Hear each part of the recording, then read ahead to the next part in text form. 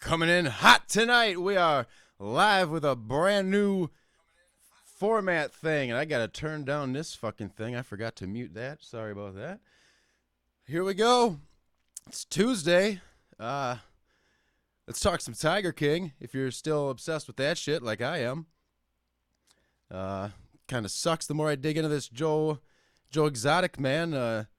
Less likable he is when he comes off on the show, pretty like a crazy character, and he's this weird motherfucker that you just like to observe and see what the hell is going on with this guy. But when you dig into it, he is quite the scumbag, as is the rest of all these people, but as you would expect. So yeah, crazy bullshit going on. I'm still probably going to write Joe Exotic in for president 2020, just because don't really like the other options we got going on here, but fuck it. In my opinion, should be age maximum, as there is an age minimum to be president. Seems like you get these creepy old motherfuckers with translucent skin, and they're sniffing everyone's neck and grabbing pussies and all types of shit, and it's a disaster. So maybe we should get some younger people in there like Joe Exotic. If anyone can take on Putin, it's a tiger wrangling gay redneck. So consider that. So if you want to give us a call, we're going to try to be doing this every Tuesday and Thursday, 8 p.m. to midnight.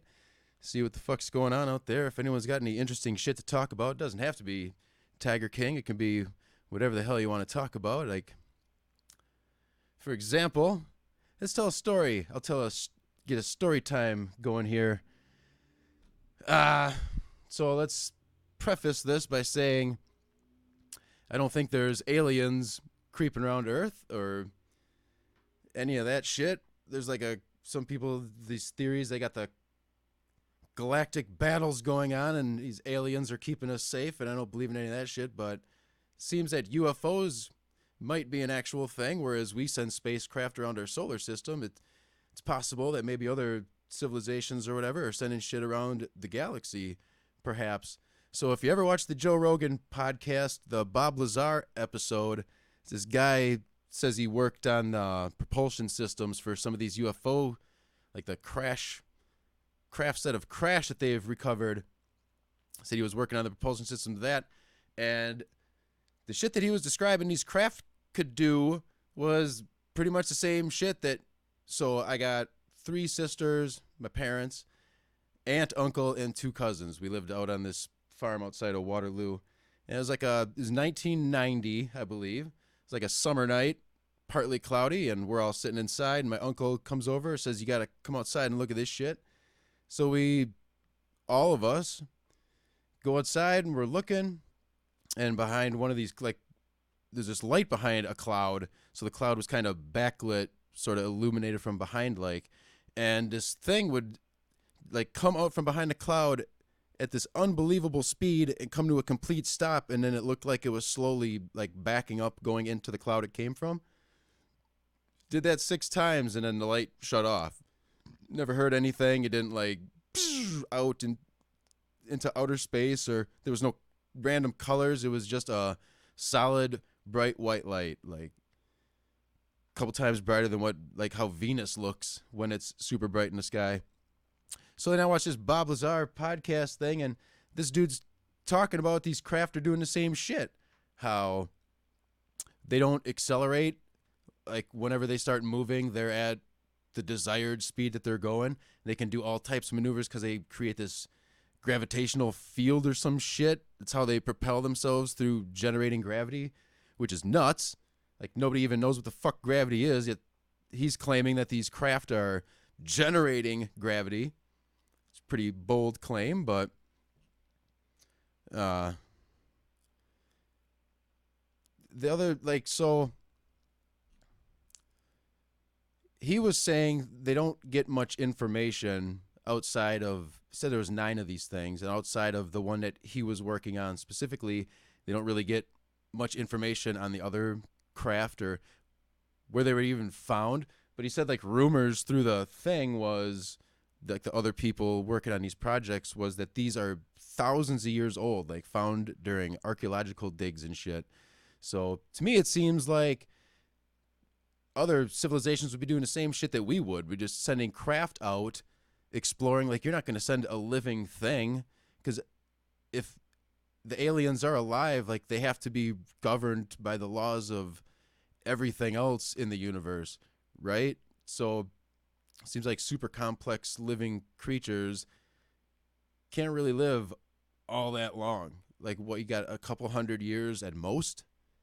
And that's just not enough time to traverse the galaxy, even at the speed of light. If you can somehow magically do that, it'll still take you tens of thousands, if not 100,000s of years across the fucking galaxy. So seems more logical that these, if there are other intelligent things out there, they would just send spacecraft and little robots in it to do the work for them like we do. I don't know what the fuck it was that we saw back then, but the maneuvers that it was doing was exactly the same shit that this guy who claims he was working on the propulsion systems for these craft, the things that he said they could do, I saw something do exactly the same thing. Like, helicopters don't just, like, everything needs to accelerate before it can get up to top speed. This was just boop, and then it would slowly go back and boop, 6 times and then gone. Don't know what the fuck it was. Never saw it again, but I've been looking up ever since, like, desperately wanting to see another one of these fucking things. So I don't believe the people that say that they were abducted and fucking aliens are coming into their homes and shit, and they're seeing these spacecraft that basically look like fucking a disco ball coming down from outer space. Like, I don't buy any of that shit. Seems like if they're gonna broadcast themselves in that manner, then just fucking just land. Just fucking land and say hello and have a good time. Why you always fucking with these weirdos that have these wild fucking UFO and alien abduction stories? Like, it's never, I mean, you never have a fucking, especially nowadays. Why isn't everyone getting abducted anymore? Everyone's got a phone, like a fucking high definition camera. There's none of these fucking shaky, just grainy as fuck VHS camcorder videos. What, all of a sudden aliens realized, shit, everyone's got high definition cameras in their pocket. We better stop fucking around with like the disco ball spacecraft now. Like, come on. Same with crop circles. What the fuck happened to crop circles? Why'd that shit just magically stop? Now that everyone's got fucking cameras and you could put security cameras out in your field and, oh, it's not aliens after all. Like, and then ghosts. Where's all the fucking ghosts? Everyone's got phones and shit. Them baby cameras and shit all over your house. Just recording shit all the time. No ghosts. Prior to cameras being everywhere, ghosts, aliens, crop circles, constantly. But now that everyone's got a way to fucking prove whether this shit's real or not, it all stops. Isn't that weird? Somehow you still have these ghost hunting shows. Like, how many years do you got to have a ghost hunting show before people fucking realize, like, oh, they're never gonna find anything because there's no ghosts? And I don't, like, why would, okay, so if a ghost can exist, why would it be confined to like one building? And why can they move some things but not others? Like a cup might move or something might fall because, you know, that shit just never normally happens. Every time something happens, it's a ghost doing it, right? But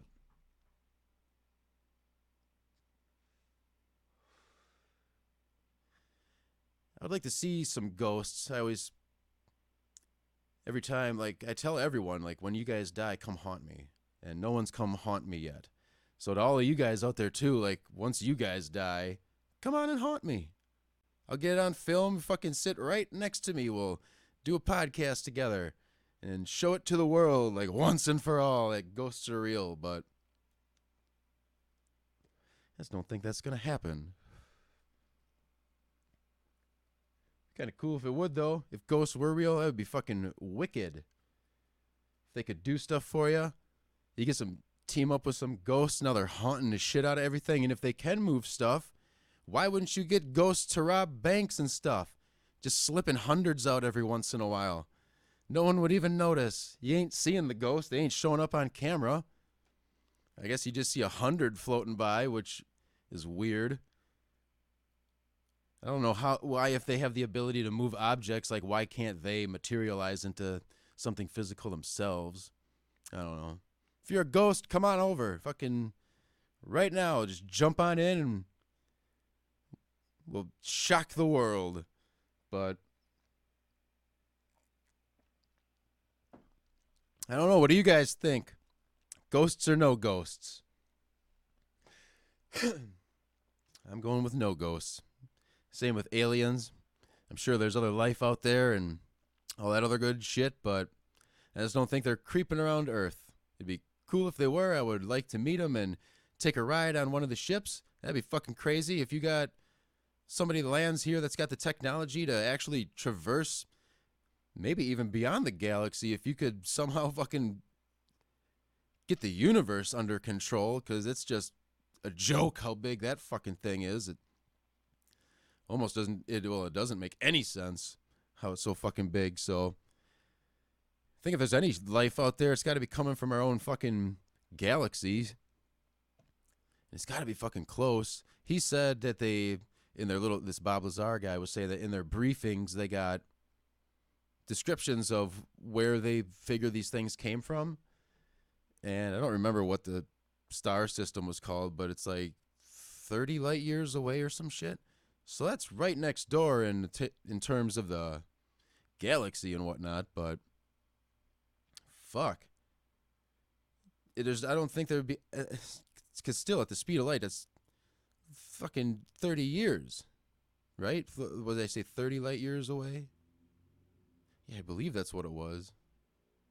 Closer than Beetlejuice, I believe. That's like 500 or 600 light years away. So yeah.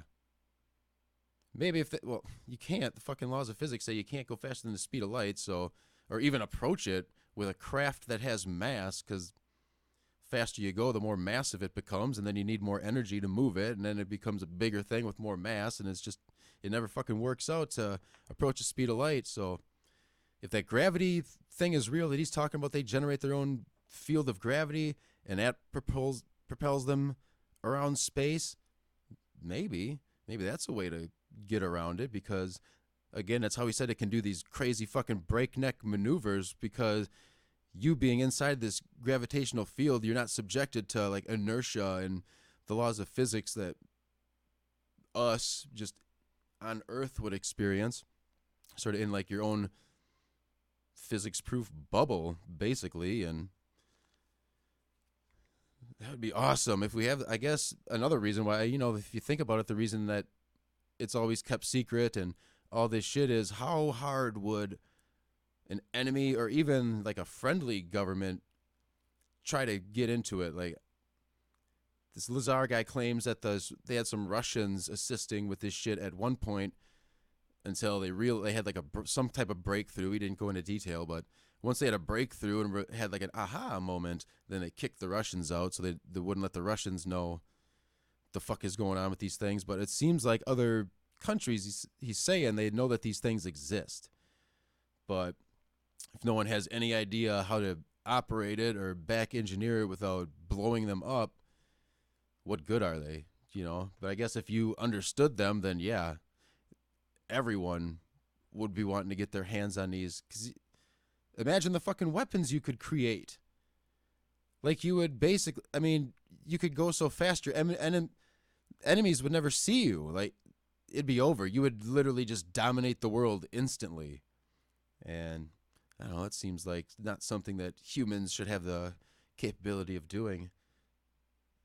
It seems like there's no doubt. Like, look at the fucking leaders we have now, how sociopathic these motherfuckers are. That Philippines guy is just openly calling for the police and military to murder people. Like you go outside, you're going to get murdered? Like, this is fucking nuts, man. How do these... It's absolutely insane that these people are in positions of power, but to continue voting for these types of people, like, don't you ever learn your fucking lesson? I don't know. It seems like it'd be so simple to just fucking end all the bullshit here, but guess people want to be lied to and just told these fanatical fucking things by insane people. And I don't know, would you run your household the way these fucking people like run countries?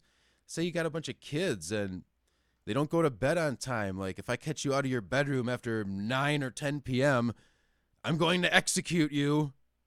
And then you actually execute one of them to fucking get the point across to the rest of them. Like, no one would run their fucking household like that.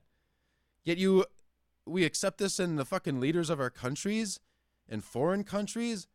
We're like willing to work with these types of people. This is fucking retarded. All of this shit, like in any situation, put yourself in the shoes. Like, would I act this way with like my family? Would I act this way at home?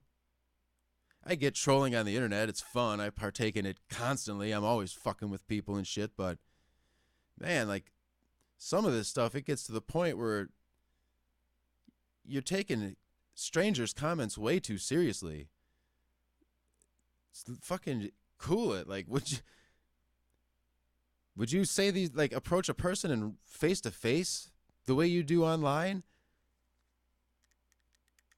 Sometimes, I'm sure, but I don't know. Fucking, this is the way the internet, the first probably 10 years or so of the internet was awesome. And even the beginning of social media was pretty fucking cool. Everyone was sort of blown away, like, oh, look at all these things I can do and communicate and share stuff. And once everyone got bored with the novelty of that, it was just all fucking, everything needs to be what I want to see. And if I'm seeing things that I don't personally agree with or like, I'm going to get super mad about it. And I'm just going to fucking cry and rant and rave constantly about it. Instead of just like, okay, I didn't like that. Let's move on. Like when you go to a restaurant and you try something new and it turns out you don't like it, like you just stand up and throw a fucking fit, start screaming, just the fucking swearing at everyone, throw it like just shit talking. Fucking be realistic here. Like, what the fuck are you people doing? Like, get your shit together. Fucking calm down. If the weed's legal in the state you're at, get high as hell and just relax. Throw on some funny videos, maybe Super Troopers or whatever that Matthew McConaughey. All right. Movie is Dazed and Confused. Throw that shit on and just fucking cool it, you dumb assholes. There's no reason to get so worked up about it. So you ruined social media. You made it almost unusable because you always got to fucking cry about everything. And not to mention the false information that these motherfuckers constantly spread around. And the one that always bothered me the most when I was still using Facebook was some bullshit about, oh, this coming April or May or whatever, Mars is going to look as big as the full moon in the sky. And nobody ever stops to think about how fucking stupid that is. Like, why would another planet ever appear as big as the fucking moon in the sky? If that's happening, that means the planet is coming at us and it's over. We're all going to die. Like, you share this stuff like, ooh, this is going to be a cool thing to see. I got to let everyone know that this is going to happen.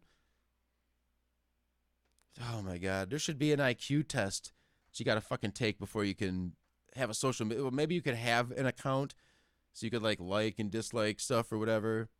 But you can't comment unless you can pass an intelligence test of some type that proves that you're not so fucking gullible and just downright dumb that you would think, like you think Mars is going to somehow end up looking as big as the full moon. Jesus Christ.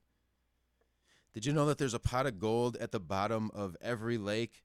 And if you just like tie a bunch of bricks around your neck and then jump in, you are guaranteed to get the pot of gold. So go for it. It's waiting there for you. Aren't you going to go get it? I said it on the internet, so it's true.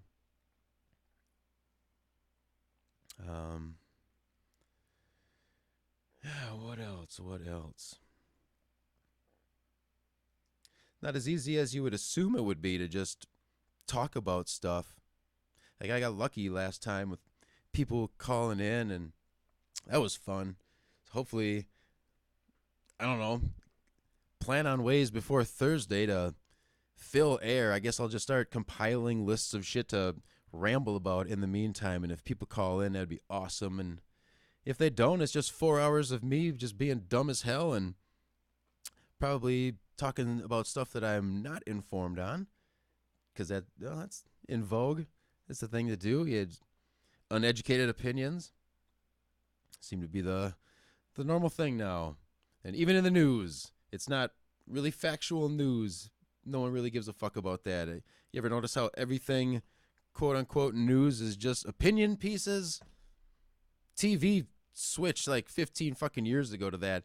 Everything you watch is just people yelling at each other, like, for no fucking reason. Like, it doesn't make any sense. And now you got like newspapers online, which is the same sadness as fucking cable news is now, where it's just, we gotta fill these pages and get clicks with something, man. So just fucking opinion pieces. No relevant fucking information comes out of them, but we're gonna keep pumping them out because people keep clicking on them for some fucking reason. I don't know, like some of them you see where it'll have like opinion, like a little tag underneath before you can click it. I don't know if all of them have that, or if not, it should be put them in Jokerman font. All opinion news pieces has to be in Jokerman font, so you know that it's not real. It's just some dickhead's opinion on some bullshit that they have no fucking inside knowledge on. All they're doing is just talking shit like I'm doing right now. And people click the fuck out of it and pass it off as reality. Like, this is the fucking news. And it's insane. It's obviously how misinformation keeps getting spread. But like I said, everyone needs something to fucking bitch about. So you see something a little risque, somebody giving their opinion on, all it is opinion, nothing factually based at all, and you're gonna fucking snatch that up and pass it off to all your dumbass friends as truth, and they're gonna share the same shit, and the waters get so fucking muddy eventually no one will ever know what is actually fucking truth or not. Seems to be getting away with everything. The fuck do you do about that? Try to convince everyone to stop using social media. It's like the virus spreading. Except we're the fucking virus. Click, click, click, click, click. Click faster. Infect everyone, dumb motherfuckers. Yeah. Everyone's got to have everything exactly the way they want it. It's a fucking fantasy world. And then it doesn't turn out that way, and then they get more mad. They're just more entrenched in their delusions that things should be the way I want them to be. And they're not. You're gonna social justice warrior the hell out of Facebook. Twitter's a fucking dumpster fire like that shit too. It's just everyone, look at me crying about this, and I only care because I saw a headline about it, and the headline probably wasn't even factually based, but god damn it, I'm gonna fucking complain about it. And then some quote unquote media outlet comes along and they're like, whoa, Twitter is outraged from fucking 4 to 7 people hashtagging something, and you just happen to fucking see what the latest shit people are hashtagging about, and now you just manufactured a controversy, and now your dumbass fucking website that nobody gives a shit about gets noticed by, can't even say actual news outlet because they're all a fucking joke. They pick up on it, and then they start fucking spreading it around like, can you believe the internet is so outraged? The internet is never outraged. Never. Not once since the history of fucking social media has this internet outrage actually been a thing. When you fucking go outside and you go to the gas station and you see, like, you'll see on the news or the internet or whatever, oh, everyone is furious about this. Look at how outraged everyone is about this. And then you walk outside and you go to the grocery store or the gas station, or you stop down at the bar for a drink. No one is outraged ever about any of these things. Like, Doesn't anyone notice this? It never fucking occurs to you, like, oh my God, everything the fucking news is telling me is a lie. Just a 100% lie. Unless there is like a major catastrophe or something like breaking is happening, that's about the only time you'll actually get a slice of truth out of this bullshit. But other than that, if you're if the news is talking about something that is days or weeks or months old, odds are there is nothing new coming out about this shit. And you're just beating that fucking horse as far into the ground as you possibly can to give some more fucking clicks. I don't know, like I said, you need something to fucking keep people clicking and shit. It's a fucking joke. I honestly get more, and even though a lot of it is opinions tied in as well, like they do these online shows, like political stuff and other news places. They do a pretty good job of telling you like this is what information we have so far, blah blah blah. And then maybe they'll toss some opinions in at the end, but they kind of seem to clarify, this is what we know, this is what I think. Not like, here's what I think being passed off to you as factual news. So, I don't fucking know. Like, I couldn't agree more, Danny William. I don't understand why Twitter fucking even exists. It is the worst. It's by far, like...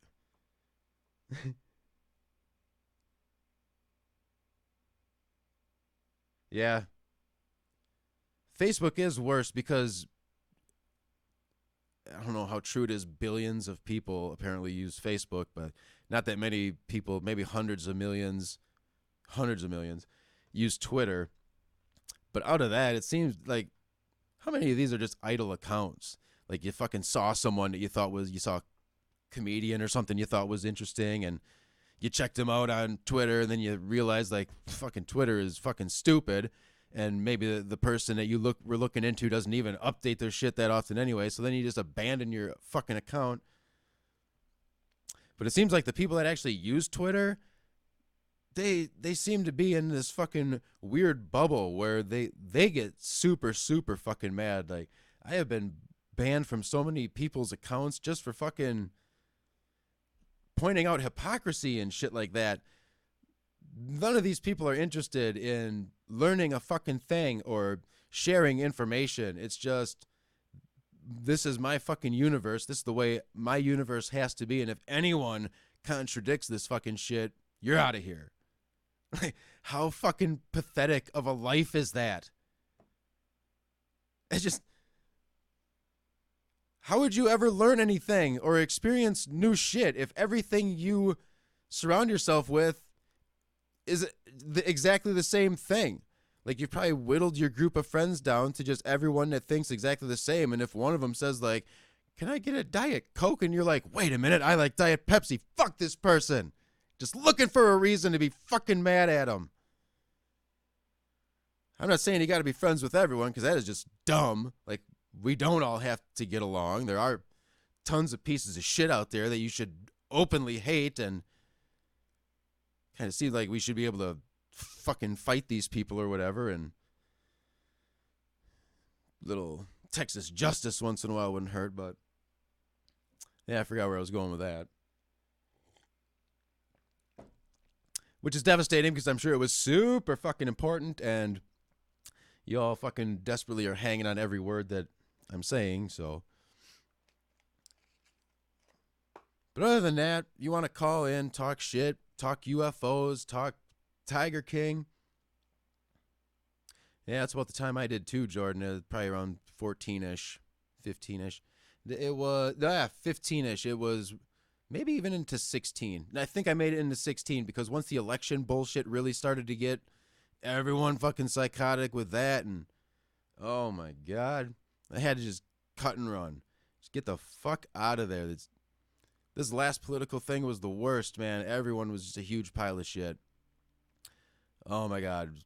You're not on my side, just fucking kill yourself. And like, whoa, man, like this is how I troll people, and now everyone's talking like this. Like, what the fuck? we gonna start like actually fighting and just fucking shooting it out on rooftops and we're settling this once and for all, fucking Old West style, or the fuck? Everyone needs to just cool it.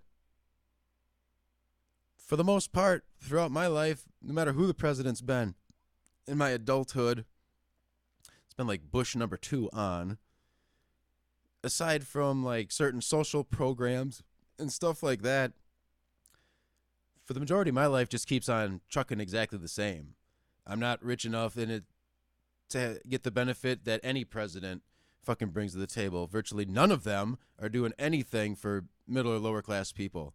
And even like for the Obama thing, like gay people got married, he didn't do that. I think that was the Supreme Court that decided that. So it's not like he fucking waved a magic wand. All that motherfucker did was radically enhance the fucking domestic surveillance on American citizens from the fucking government. The NDAA or whatever, the National Defense Authorization Act. I can't remember exactly what the fuck it was called, but Obama put it in place to where you as an American citizen can be indefinitely detained without charges or anything just for being accused by the government of being a domestic terrorist. Obama signed that shit into law. Doesn't matter who the president is. I honestly don't think. Like, they ain't doing a fucking thing for any of us. If you ain't giving them shitloads of fucking money to fund their campaigns with, they do not fucking care about you or me or your granny or your pappy. None of that shit. They just don't. They're doing so much. And even in Wisconsin here, we finally got that dumb fucking Scott Walker out as governor. And everyone's like, oh, God, we're finally going back to fucking a Democrat. Things are going to get back to normal here. And this Tony Evers motherfucker signs a law that basically protects like oil companies and shit like that from protesters. So if you trespass on their land, like even inadvertently, like sometimes the shit might not be posted. And even if you're not there maliciously or to do vandalization or anything, you're just there to do your peaceful protest with your sign. You happen to be on their land, like you're looking at fucking felonies now. We got a call coming in. We're going to get on that. Jello. What up, Muck? How you living? Is this Jordan? Yeah, dude. What's going on? It's the good word, my man. Not much, homie. I'll step outside for a quick second so I can speak to you. You brought up bringing up what Obama signed. I can't really talk too long for the moment because I'm doing some business. But, yeah, dude, this whole thing, I've been talking to my wife all day about this. There's a lot of things that are going on with Trump right now where he's going off the rails, but he's doing it legally. He's absolutely doing it legally because of what W set up whenever he was in office by signing the Patriot Act, which was genius on his part because at that time, one of the worst things you could be was unpatriotic, be un-American. Yeah. So bring into account the Patriot Act. Gave a lot of power, kind of threw the checks and balances a little off balance. And then a few of the NDAAs, but more specifically, I cannot remember which one it was, but there was a National Defense Authorization Act that Obama had signed into being on New Year's Eve, where he had openly said that he would not be signing it because there were things in there he did not agree with, along with the military budget for that year. And New Year's Eve, everyone's like doing their thing, you know, partying, like, hey, New Year's coming. He silently signs it when no one's watching, puts it into power, actually pushes that forward to where we've gotten to the point now where we are all just one bad day away from being under a dictatorship. And I am not a conspiracy theorist. I don't try to find connections where there are none. Even it's kind of fun sometimes, to be honest, but it's a son of a bitch. Like I actually had a final like point that I was building toward here. Good for me. Good for I goofed that one good. But yeah, you staying fairly corona free though, man. Yeah, I'm hiding out. That's good. That's good. All right, I'm gonna get back to this. If you're still streaming a little later, I'll give you a call more whenever I'm a little altered, and I might ramble a little more at you. Hell yeah. If I can keep talking, I'll keep going till midnight. I'll try to do these little 4-hour blocks here, Tuesdays and Thursdays. So thanks for calling in, man. Hell yes. Oh, dude, it's my pleasure. But seriously, keep doing these as often as you can. This shit is awesome. Thanks. I truly appreciate it. But yeah, man, I'll keep watching. But whenever I get done with all this, I'll see if I can holler back at you. Wicked. Thanks. Big up, big dog. Bye. All right, all right, all right. Yeah, so that's it. That's all you got to do. Just fucking call in. You got an opinion on something? You got a new topic you want to ramble about? Fuck it, I don't give a shit. We're all locked down, locked up, locked in. It's fucking talk about stuff. Eventually, I'll get some shit going here. I just discovered kind of like, well, I knew about Twitch, but I started looking into it a little more, and out of some recommendations I got, I think the channel is The Roots Crew, and it's Questlove's, the Roots band. That motherfucker's been live streaming every night for like in 4-hour blocks. Just he's doing like live DJing and shit, and he's educating you on old school music. Like when Bill Withers died, they did a bunch of his songs. He did a bunch of his songs, and then for like 3 fucking hours was just other artists that have sampled Bill Withers shit. It was so cool, man. Eventually it got around to more modern hip hop where I didn't know it. So Toss It Up by Tupac off the Machiavelli album. If you listen to Toss It Up, that beat is No Diggity. Same exact fucking beat. It's slightly slower. I'm currently like re-editing those 2 songs together. So I got Toss It Up with the going in the background, and then that dun piano part. I'm gonna try to blend that in together. See if I get flagged for that dumb shit. But yeah. So when Dr. Dre left Death Row to form Aftermath, like that was one of Dr. Dre's beats, the No Diggity beat, and he obviously took that along with him. And out of spite, Suge Knight fucking just recreated that beat.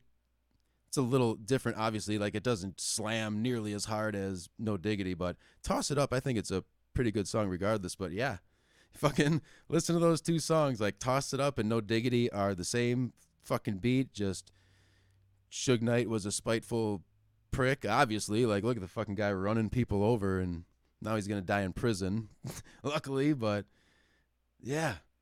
And then, like, tons of shit. Last night he did like a Monday Night Mishmash or some shit where he's like, I just buy like boxes and boxes, hundreds of albums just constantly, and digitize and put them on my hard drive. He's got over 4 terabytes of fucking digitized albums.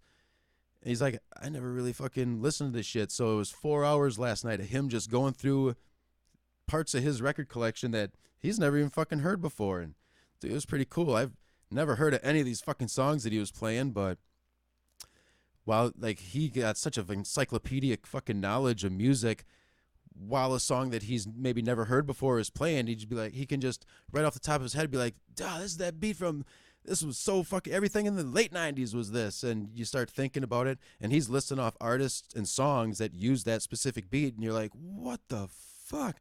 Like, how does this dude know all this shit just off the top of his head? Like, it's amazing. So the Roots Crew on Twitch, fucking Quest, he's probably doing it right now. It's awesome. And it's on YouTube as well. I think that's just The Roots is the name of their channel on YouTube. Whatever, either way you want to fucking watch it, dude, it's awesome. You don't even have to like hip hop or Motown or any of that shit. Like, for me, I love music and stuff, so it's just fun to fucking learn that shit. And like I said, you got a good fucking teacher in Questlove, and he's just doing it for free, man. In his like den, there's always a fire going in the fireplace. Oftentimes they got just constantly color changing stuff. It's really cool, like cottage looking den that he's broadcasting out of. Super fucking cool. And he was saying the other day, he's like, yeah, started doing this because we're all fucking locked up with this virus bullshit, and kind of think I want to keep doing this. And that would be so cool. Even after once we get out and we're able to fucking do shit again, if Quest keeps doing that, it would, oh my God, it'd be worth paying for it. But I mean, it's cool if he would keep doing it for free, because how much money do you really fucking need at a certain point? It's just do something awesome and educate people on stuff and expose people to new music, which would be another good thing to do here. Like last Thursday, we did this, got drunk as all hell. I'm going to try to not do that anymore because that was a 3-day hangover. I didn't eat anything and just drank like 2.5 inches of whiskey out of a 175er, and that got a little out of control. But learning more about music and shit, it was awesome. I never heard about some of these bands, and I looked into the one of them. God damn it, I don't have the right notebook in front of me with my notes from last time in it. The Jaya guy, whatever the fuck that band was. All right, so I listened to a few of those songs, and when there's this dude, when the male is singing, his is sort of more like German techno almost lyrics, at least in like the couple songs that I listened to. But then there's this chick that sings, and that was like super melodic and airy and like dream. I like that song. I don't recall the name of it, but yeah, learned about a new band. It's held my attention. I'm gonna dig into them more, but yeah, it's fucking cool. Like, I'm just big on learning shit that I didn't know before.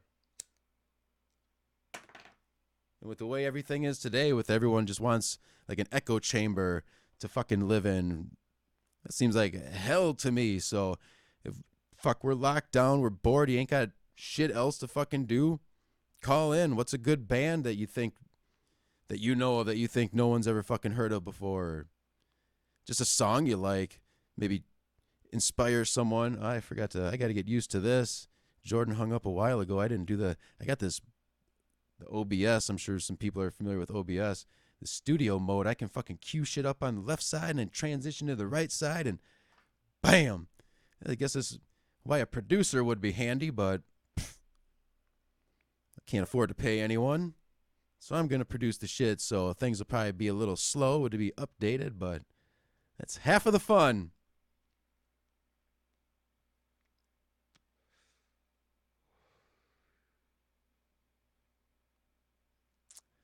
Danny William, you didn't call in last time, did you? That was... Damn it, who was that? Agonist Revival. Some chick, I don't know what her name was. Mary or Lucy? Minneapolis. She's from Minneapolis. Then Agnostic Revival called in. Or Agonist Revival? Not Agnostic. Agonist. Yeah. Then Jordan called in, and then the Australian guy. Damn it, I can't remember your fucking names. It's just... I don't know. There's an Australian guy which is my personal favorite accent. There is no accent better than the Australian accent. It just sounds like you're always you're just always in the middle of a party. Whenever you talk, it just sounds fun and like you're having a good time. And it's my first live. All right, well, damn it, who the fuck was that person's name?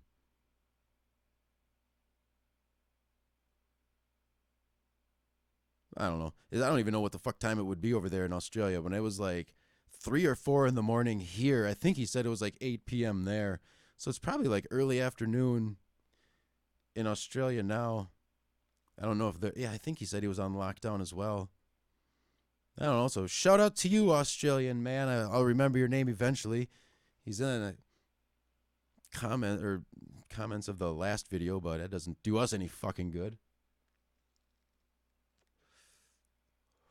But yeah, last time was fun. Like 7.5 hours we ended up going just for the fuck of it, and I shut her down at like 5:30 in the morning here. Spilled water all over myself.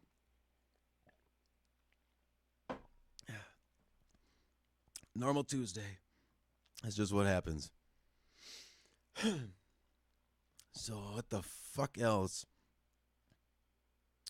Haven't really paid attention to the news much. I've been Tiger King obsessed.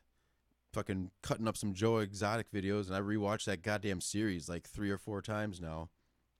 It just gets better and better. So much you miss on each fucking viewing. It's unbelievable. I really wish I would have known that this because it seemed like 2018 was when the shit really got fucked. I wish I would have known that it existed, man. It would have been so awesome to fucking go there and to see this crazy motherfucker in person. Oh my god. It'd be almost a dream come true. And I honestly want to pet a fucking tiger cub. I don't care what the Carol fucking Baskin has to say about it. I love cats. Just in general, cats are fucking awesome. And big cats are even cooler. Like if I could go back, well, not time travel and be me going back in time, but if I lived in a different time, I would probably maybe like to do the Egyptian time because it seems like a lot of people kept cheetahs as pets. And out of all the big cats, that's the safest because they don't really have strong jaws like the jaguar, the strongest bite in the cat world on the jaguar. But cheetahs are cool. They just exhaust their prey and then chew them up a little bit. But yeah, if you look, they got tiny fucking heads compared to the size of their body. Whereas, like, dude, a tiger head is just devastating. It's approaching bear size, for fuck's sake. But cheetahs, it's hard to keep them alive in captivity just because naturally they need like hundreds and hundreds of square miles of habitat to do their thing. Even like huge captive enclosures fucks them up and they don't live very long, which is sad because I think out of all the big cats, they're going to be the first ones to go extinct possibly in our lifetimes because you're cutting down all their fucking habitat, man. They need all this space, and they just don't have as much anymore. It sucks. Such cool fucking animals, man. Just how their body is structured to be able, like a spring, like fucking a coiled spring, and that spine just snaps out and just boof, propels them along. So fucking cool. Such a cool animal. It'd almost be worth taking like a safari type thing to go see him in person and stuff like that, but do you really want to fucking go to Africa? It seems horrible there. I don't know what countries the safari stuff is in and how safe it is and shit like that. With Ebola, it seems to be like contained on the west side in a tiny little geographic area, but I don't know, all the shots and stuff you got to get before you can even go. Fuck. But it would be awesome. I want to see some fucking zebras and giraffes and elephants just like doing their thing. It's out in the wild. Whatever the zoos are terrible, man. I don't know how big city zoos can get, but in Madison, the fucking Henry Vilas Zoo, man, it's the most depressing place on earth. The only things that look like they're having fun there is the penguins. That's it. Everything else is just so sad. And the fucking lions and shit, they just either pace back and forth, lay there like just dead-eyed, or are nowhere to be found. It's fucking stupid. Seems like animal cruelty more than anything. And I could understand before the internet existed, like it's a good way to see these fucking things in person and shit, like, but now there's hundreds of videos on YouTube. 4K definition, fucking professionally shot. These people spend weeks in the fucking whatever Serengeti. I don't know what the fuck the terminology is. Just waiting to get these good shots and shit, and then like you get as up close and personal with these zoom lenses as you could ever fucking want to be. There's no reason for zoos anymore. And I think like some of the endangered species, like Joe Exotic was saying, like, the fuck we supposed to do? Like, they're killing all of them in the wild. We were just going to let them go extinct? Because that's the other argument. Well, zoos are important for breeding these species that are endangered in the wild. So what the fuck was the problem with the Doc guy? Didn't he breed some shit too? Or maybe it was like the other goofy fuck, the guy that carried the monkey in his shirt. I don't know, there's several of them that were breeding. Duh, of course. I should be regulated, I think. But if animals are endangered, like the United States had the bald eagle endangered. Wasn't there fucking breeding programs for that anywhere? There had to have been. You're not just going to be like, well, good luck in the wild, motherfuckers. Hey, everyone, can you please stop fucking killing the bald eagles? Fucking get real, man. You're going to breed these fucking things and then release them into the wild. Obviously, like people like Joe Exotic weren't releasing them into the wild, thank God. That would be fucking devastating. Although, the United States used to, prior to the end of the last ice age, we'll get into that shit. If I remember. Yeah, get into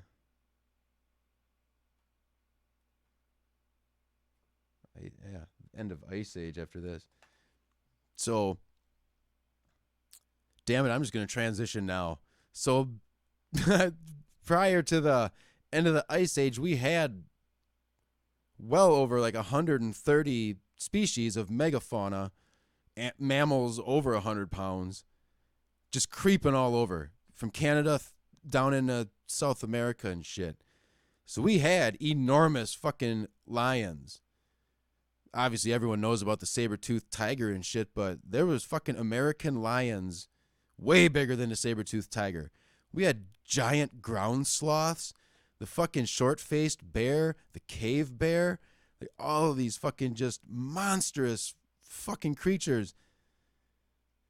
Even farther back, like I think it's estimated that it went extinct like maybe 70,000 years ago, which coincides with that Toba supervolcano eruption that killed almost every fucking thing, like land and sea. It just devastated everything. Is when the Gigantopithecus went extinct, which I'm pretty sure is the fucking basis of Bigfoot. There's some Native American guy, I think in like the 60s and 70s and shit, traveled around through like Mexico, Central and South America, and interviewed as many like Indian tribes and shit as he could, and they all share a similar story of like the Bigfoot thing. And throughout, like, I guess modern history would be probably like modern humans, 150-ish thousand years, 200,000 years. Native American tribes were among the best, like, storytellers to pass information down generation to generation in such a manner that you didn't necessarily pick the person that could recite the story the best, but it was the person that you would trust the most to recite it exactly, generation after generation, and to trust this knowledge to be passed down. And they all share this similar fucking story of the Bigfoot thing, which, man, I'm assuming if that fucking thing was alive in North America and shit, and you're just happen to stumble across one, these motherfuckers were like 9 feet tall, bipedal fucking ape things. And I think people nowadays that claim they see Bigfoot, all you're seeing is a fucking black bear. Like, they just stand up. They're like 7, 8 feet, maybe 7 feet tall when they stand up. You're just seeing a fucking black bear. And your mind is, I've been in the woods a lot. I hunted when I was a kid. So your mind fucking plays tricks on you. Like, you want to see something and then it's there. And then it takes a few seconds for, like, shake the cobwebs off and be like, oh, it's a squirrel, not a deer. You're like, how the fuck that? Dude, I swear to God, I saw fucking antlers. There's a squirrel the whole fucking time. You never hear fucking Bigfoot outside of the woods, and it's always like north. Fucking like Washington, Oregon, Wisconsin, Minnesota, and Canada. I don't know, fucking like upstate New York. They probably got their own dumbass Bigfoot things. You're seeing bears, man. That's all you're fucking doing. You're seeing a black bear standing up. And then you're not used to seeing that. So you're like, oh, fuck, there's Bigfoot right there. But anyway, like before the end of the last ice age, we had all the massive things here. So I guess it wouldn't be uber devastating if Joe Exotic was just releasing tigers into just rural Oklahoma, and whatever happens to him happens. But Yeah. My theory on all that bullshit is I should put a fucking presentation of that together. The Younger Dryas period, what the fuck happened then? Because don't get me started, and I just got started on global warming. So here's my fucking hot take on this. Give me a second.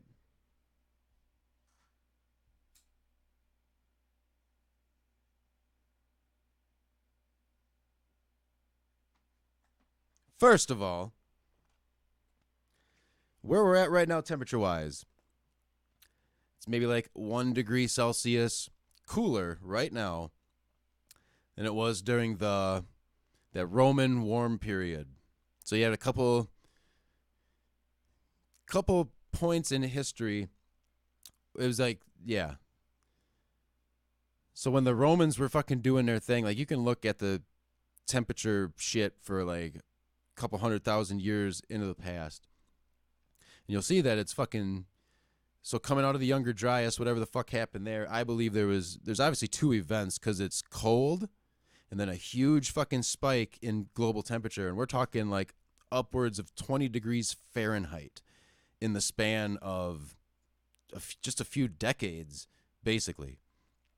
So it's cold, cold, cold, huge fucking spike in 20 degree Fahrenheit spike in temperature.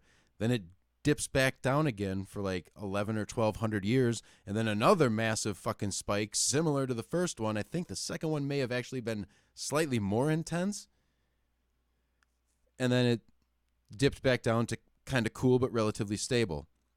So I think one of those spikes was an asteroid impact. I don't know if it was the first or second spike that caused it, but it doesn't matter. But if you look, I'll put some fucking pictures together of this shit. Just go to Google Maps and then do the satellite view. Then fucking scroll over to the west coast of the United States and look at the continental shelf. So back during the last ice age, that was all exposed. Because think about it, you had miles deep of ice sitting on top of Canada. All of Canada was covered with ice. And like around like the Hudson Bay, I think that big bay is up in Canada. That was like the thickest part. And you know, like that ice sheet like over into Greenland and shit. So like Hudson Bay area, I think that is. That was assumed to be like the thickest, like 2 to 2.5 miles thick of ice. So obviously that ice was water at some point, right? And the fucking shit evaporates out of the ocean, falls on the land, fucking miles of ice. All of Canada. Canada's fucking huge, man. I'm pretty sure it's like all of it together is bigger than the United States. And that whole fucking thing was under miles of ice. So sea levels were like 300 to 400 feet lower. So the continental shelf worldwide. So look out, like Indonesia going towards Australia. It was almost completely fucking connected. And it certainly was at some point that led to the shit getting to Australia.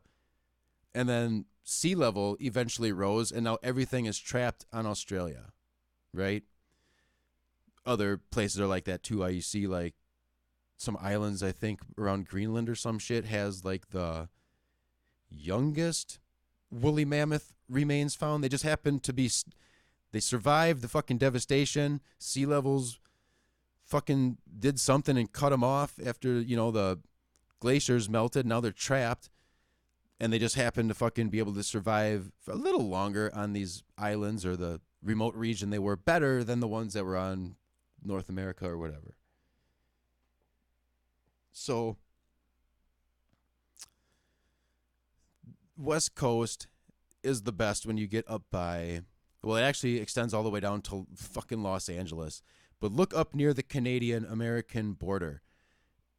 You can see on the fucking continental shelf water flowing out to sea, cut down in. That's bedrock, okay? That continental shelf is 100% bedrock. It's not dirt or anything. So for that to be eroded in water flowing channels would give you some idea that the amount of water rushing back into the ocean was virtually an ocean current level of water. It wasn't this slow melting of the glaciers and then that fucking whatever that lake was where the ice dam would fail and then refill and fail, and that's how the flooding. Fuck that. Man, you need incredible amounts of speed and just force of water. So you need deep fucking water, crushing fucking weight, moving super fast to cut these types of channels into fucking bedrock. It's unbelievable. And some of these you can see go, so where the West Coast Canadian American border is, go north a little bit, and I think there's like an island. I can't remember the name of the island off of Canada. And you can see like those channels pouring into the ocean are the most pronounced. And then look into the actual ocean floor. You can see that there's like canyons from where the water was flowing off of that continental shelf back into the ocean with so much force, it was actually cutting channels, in some cases 20 fucking miles out into the ocean. And we're talking about the part of the ocean that was still there. Like even when the glaciers were there, sea level was low. This part of the ocean that was still there. So much water was melting so fast and rushing back into the fucking ocean that it cut massive, unbelievably massive channel, like grooves into the fucking bedrock and out into the ocean itself. The other spike during the Younger Dryas thing, I think, was a massive fucking eruption from the sun, unlike anything anyone could even imagine. So that Carrington event happened in 1860s or some shit like that, when telegraph was the only thing going on. There was that massive fucking solar storm, and obviously no one knew it was coming. It's just all of a sudden one day, oh my God, our fucking telegraph stations are fucking blowing up here. The goddamn wires are sparking and shit. And they realized you can just physically unplug your telegraph machine from electricity, and you were still able to send and receive telegraphs just because there was so much fucking electromagnetic energy in the atmosphere from this blast from the sun that the telegraph wires were acting like antennas for this fucking electricity and like backfeeding to the stations they were broadcasting and receiving these telegraphs from. That is peanuts compared to what is theorized happened. So, fuck, I can't remember what the name of these, like the hieroglyphs and cave paintings are. But everyone, all these cultures around the world, from like China and India, the Americas, fucking, I think even into Africa and shit, they all have these similar paintings of these renditions of these stick men. And the stick men will have their fucking hands up like this, literally just a fucking stick body, and then they'll be on the sides of their torso, there'll be like two dots, like a dot on each side of their torso, and usually like a big dick looking thing hanging down in between where their legs are. If someone did the fucking experiment, some scientist did the experiment and recreated that the aurora, if enough energy from the sun, enough of the fucking charged particles hit the fucking Earth's magnetic field and get spun up like that, the aurora changes from these beautiful fucking flowing ribbons, which if you've never seen the Northern Lights, it is beautiful. There was this magical year in like 03 or something where it was like 4 times in one summer we saw them in Wisconsin. It was awesome.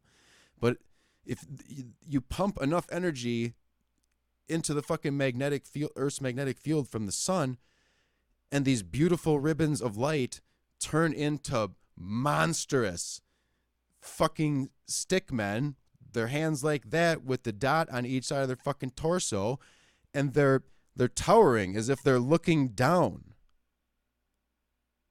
Now, if you experience that event, imagine being a fucking human being experiencing that event in real time.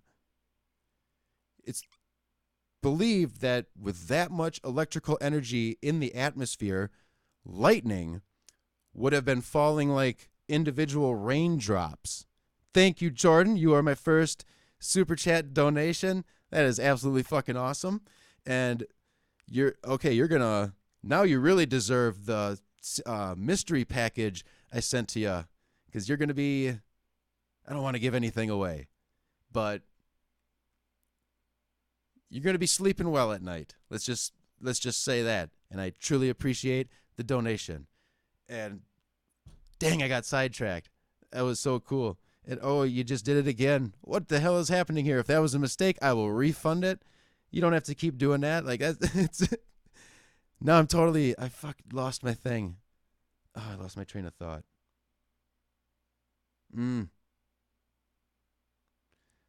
Stickman, Aurora thing, or I don't know where I left off. Yes, the Aurora. Okay, so the energy from the sun would have been so much that lightning would have been falling, and he's got another one. There's a third one coming in. Jordan, you're a maniac. So that's how much energy was coming in from the sun. That lightning was falling as frequently as like raindrops in a thunderstorm, lightning bolts. So it would have just been fucking global pandemonium of lightning. Would have killed tons of fucking people. But that's what the stickmen thing was recreated in a lab. For some reason, fucking civilizations all over the earth were painting the fucking stickmen things that they had to have seen them in the fucking sky during this time. And I think a lot of these, like the oldest of these types of cave paintings, are from the time of the ice ages, like 15,000 years ago to like 9,000 years ago. They had like a good run there before like writing and shit like that became more popular. But it cannot be a fucking coincidence that tons of civilizations that would have had limited access to each other and really no reason to be like, hey, we saw these fucking glowing gods in the sky, like maybe you should paint them as well. Like, no, you painted that thing because you fucking saw it. You thought it was some type of god or gods, however many of them you were seeing in the sky, communicating to you. And it would have you would have, Jesus Christ. Like I said last time, when I saw the solar eclipse with my own eyes in person, I knew what was happening. And it was so fucking confusing. And like, I get the chills right now every time I fucking like put myself back there and I think about it. Like, just to look at it and be like, oh my God, like, it's like you're on another fucking planet. Because everything looks so wrong. Oh my God, I could not imagine having no understanding of coronal mass ejections, fucking the Earth's magnetic field, when these charged particles like are hitting you. Like, you have no idea any of this. It's just all of a sudden. And I mean, this would have been so intense. Like, this shit would have been visible broad daylight, however long this fucking solar storm would have lasted for. Could not imagine it.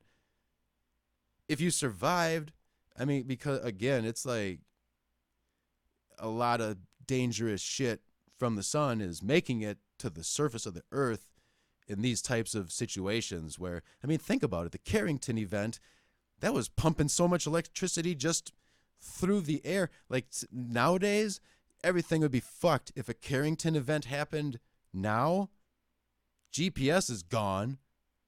I don't know if you could fucking reboot satellites, man, or if they're fucking just software is corrupted, it's fucked.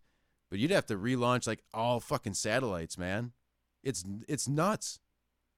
We get a little bit of a warning so you can like position them if they have shielding and whatnot, but enough energy is going to just destroy this shit.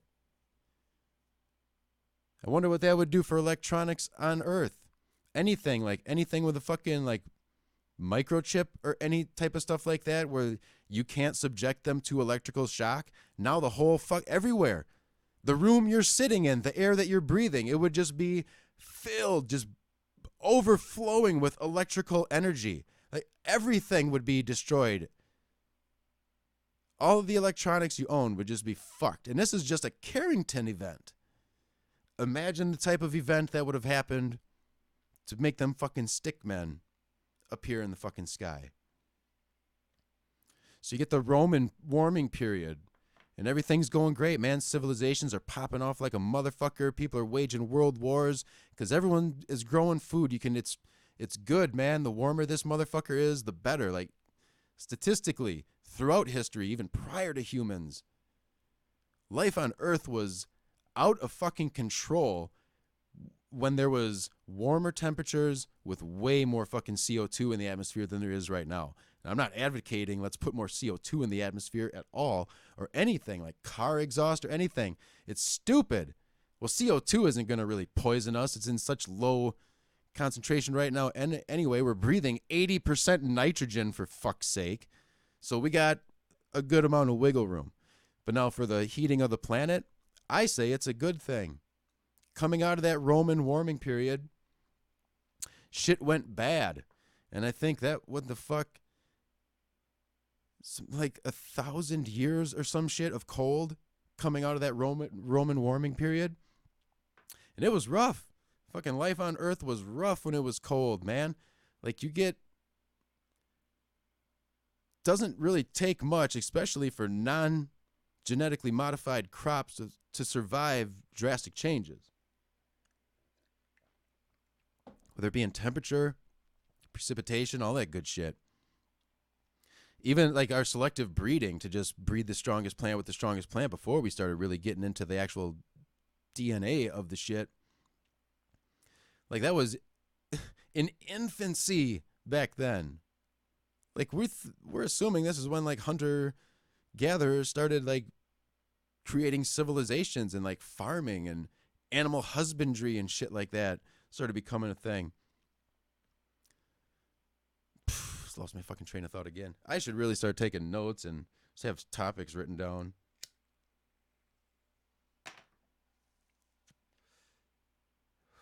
But yeah. Warmer is better. Not necessarily that more carbon dioxide is better, so I think it makes sense to not be pumping pollutive chemicals, and not that CO2 is pollutive, again, to humans, but more CO2 in the atmosphere is incredibly good for plant life. And I promise you, the Earth will balance itself out. The more CO2 is readily available, the easier it is for plants to survive. It just is. And you give them a warmer environment on top of that, even easier. So the one thing that I know for 100% certainty is that when it's cold, people die. After the fucking Roman warming period, being in that long stretch, I'm pretty sure it was like 900 or maybe 1,100 years cold. And then all of a sudden, like, the medieval warming period happens. And then that pops off stuff like the Renaissance and shit. Then they started building all them Gothic cathedrals, like around, like, I think around maybe like 8 or 900. The year 8 or 900 is when it started finally warming up again. Warm during the Roman times, then really super cold for hundreds and hundreds of years. And then it warmed up again. And then all of a sudden, fucking Michelangelo is painting everything, and Da Vinci's inventing weird shit. Them Gothic churches are getting built all over the place. And then the mini ice age happens. I think that was around like so they had a really good run. Those Gothic cathedrals were being built into like the mid 1300s, maybe the 1400s. Then it started getting cold again. Yeah, I think mid 1300s started getting cold again. And that shit lasted until the mid 1800s. The mini ice age, like, does no one understand this? It's scientific papers, man. This is all documented real shit. The mini ice age. Glaciers are the biggest at any point since the end of the actual last ice age. So for 1350-ish through 1850-ish, glaciers on Earth were the biggest they had been in over 10,000 fucking years. And now we're coming out of this. It was we were literally in a mini ice age 150 fucking years ago. It ended. So naturally the planet is going to be warming. There is never a fucking straight line of Earth's climate. There's just not. Motherfuckers need to get that delusion out of their head. It's either going to be warming or cooling. Those are your only fucking options. And I promise you, warmer is better. Just for the shit that humans and other animals need to stay alive, warmer is better. Period. And you don't understand how much more hotter it can get on this planet before. Humans and animals and everything else, fucking land and sea, survived that Younger Dryas. 2 of those Younger Dryas instances where for a very long time, the average global temperature of Earth was 18 to 20 degrees Fahrenheit warmer than today. And things survived. It may not have been ideal. It may have been extremely hard to transition that fast. Dude, they've been crying about global warming since like the 80s and shit like that. So we're 40 fucking years into it. And we've gone up like a half a degree or something like that, maybe. Could you imagine in this same amount of time, a 40-year span, it's now 20 degrees Fahrenheit hotter globally, average temperature. That might be hard to fucking adapt to. But we're transitioning at a pretty slow fucking pace because, again, it's never going to stay constant. You will never be able to fucking make the Earth's climate just stay the same. Ever. Never. You can never, ever fucking do that. So get that dumb shit out of your head if that's in it right now. Never going to happen. You have 2 options. We're either warming or cooling. That's it. It would be nice to harness the ability to control it so we can fucking keep riding the warm trend until it's like, oh, we better fucking start swinging it back. Because, again, you're never, ever going to fucking get it to just stay the same. Ever. I'm choosing the warmer option. We can fucking look back through recorded history for tens and tens of thousands of years. Cold is when everyone dies. The plagues and shit all broke out when it was cold. Crops fail. People aren't getting as much nutrients. What, you think those fucking lice on the rats just magically showed up? No, they were there. People were getting sick from that stuff. It didn't just magically come out of the blue. It's when living conditions go to hell. You can't feed everyone now. Your crops may be failing. You might get, swinging down into the cold region of it. Like, what if you get a couple years stretch to where it just never really gets over like 60 degrees wherever you are? When it used to be like in the 70s, 75, 80 in the summer, and plants would grow just fine. You're fucked. Everything around you is fucked. There's no grocery store. Think about it. Cold is when everyone dies in history. The cold times fucking ravaged humanity and other life on Earth. Gotta go warm, man. Gotta go warm. But at the same time, I'm obviously not saying let's just keep pumping as much shit into the atmosphere as possible because we gotta breathe this shit. I am 100% in favor of like clean air, clean water, clean land, all that shit. You pollute something, either fucking you're financially responsible to clean it up, and if you can't, you're going to prison. Like, that's my stance. Corporations too, man. Whoever's running that fucking show, who's the like Georgia Pacific or some shit, take a lot of heat. Yeah, I don't hear about shit about him anymore because Trump is so nuts. No one gives a fuck about how evil like actual corporations are. You don't have time to focus on the little people. They always getting busted just dumping their fucking chemicals all in the rivers and shit. And man, the farm I grew up on, there's this company in Waterloo here called Minuteman. I don't know what the fuck they did. Something with chemicals for like stripping finish off of wood and like the finishing thing.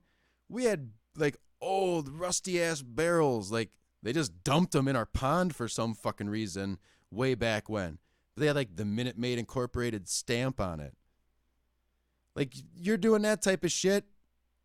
Either you're fucking clean, you're paying for all of it to be cleaned up and disposed of property. And if you can't or refuse to, whoever is in charge of that operation, you're going to prison.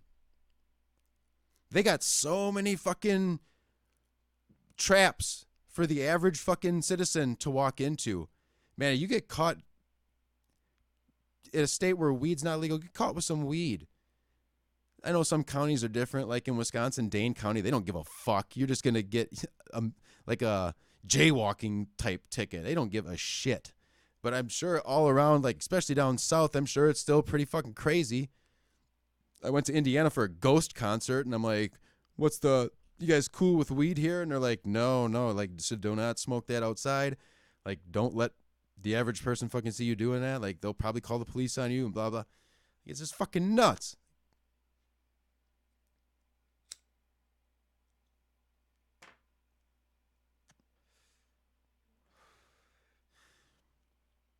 The rules are in place to destroy you.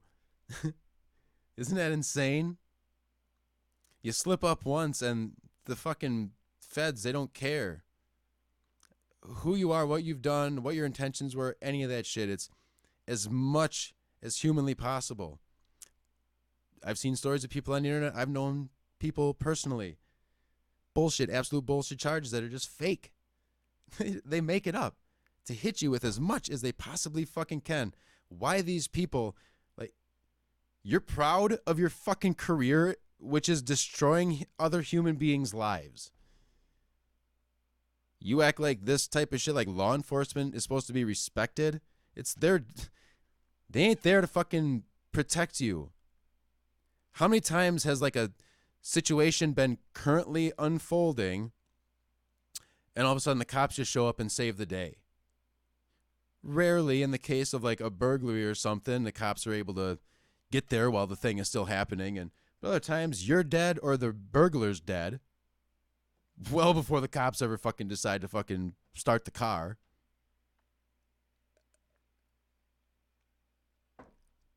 And after a crime has already happened, bring a fucking detective in. What do you need police for? Give traffic tickets and shit? That's all they do is fucking steal your money. Prosecutors, the same shit, man. You're happy to fucking get out of bed in the morning knowing that you're destroying people's lives. If there's a victim, I understand. Prosecute them, put them in jail. Put them in jail. Put them in jail. Victimless crimes. Who's the victim?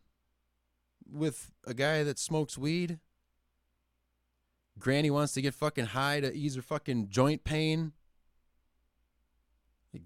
Seriously, you're wasting fucking resources on this shit when there's legitimate, like, how much?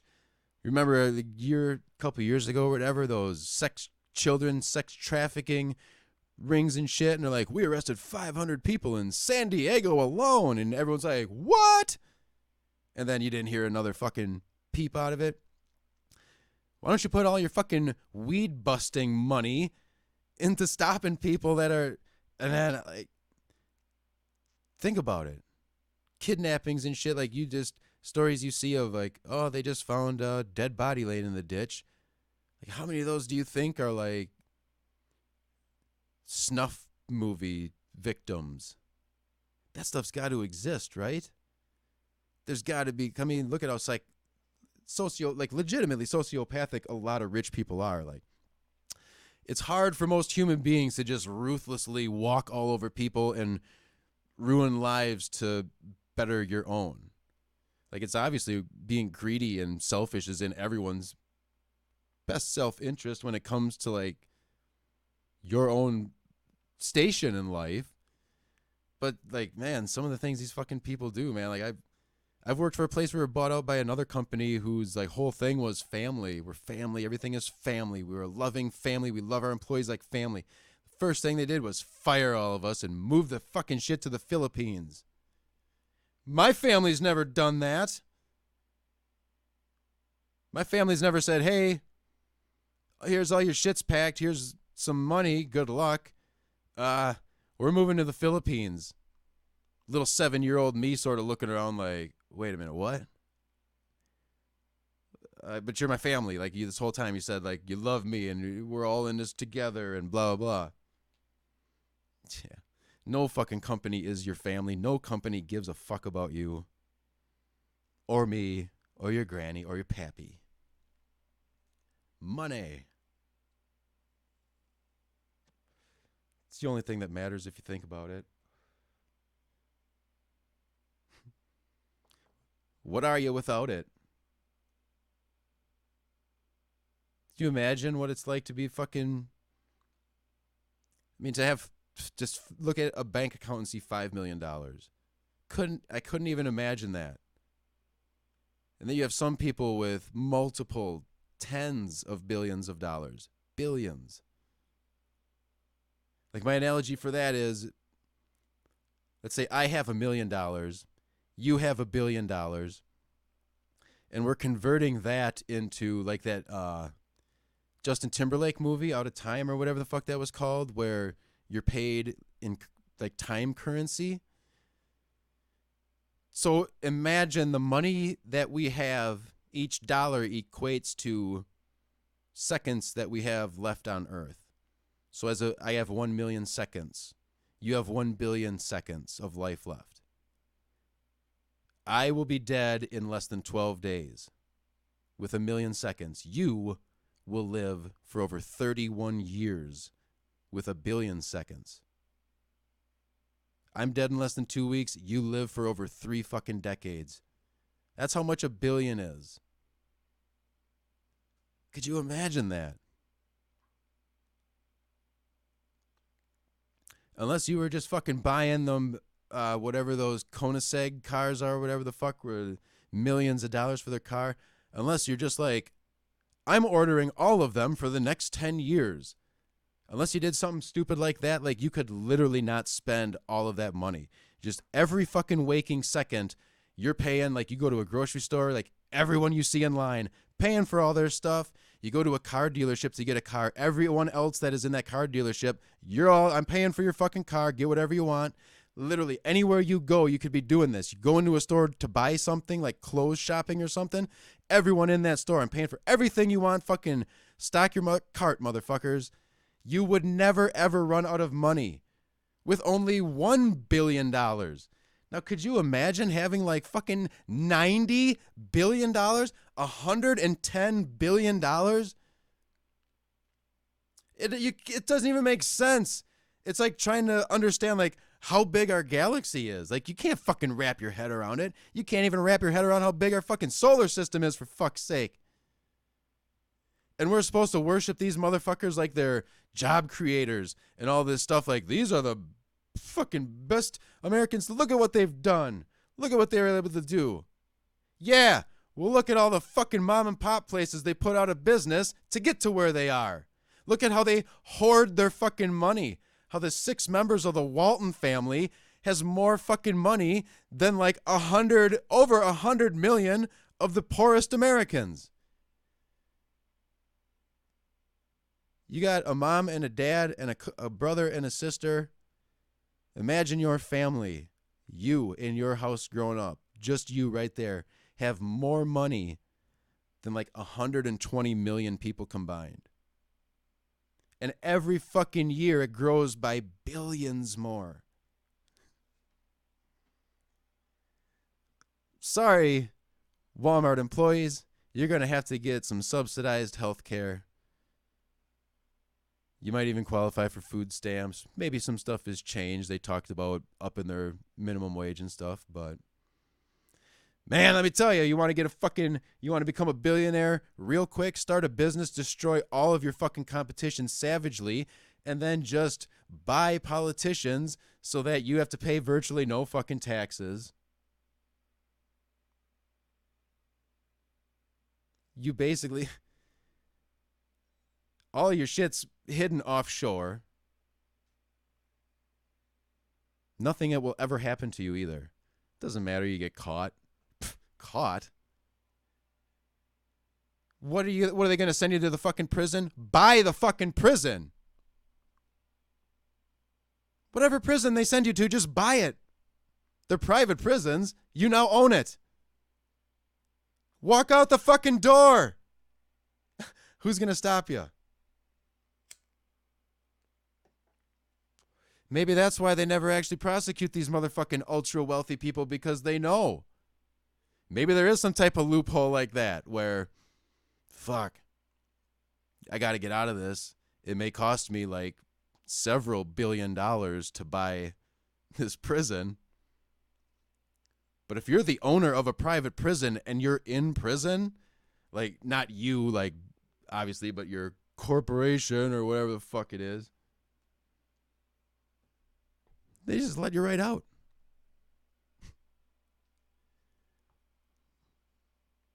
I don't know.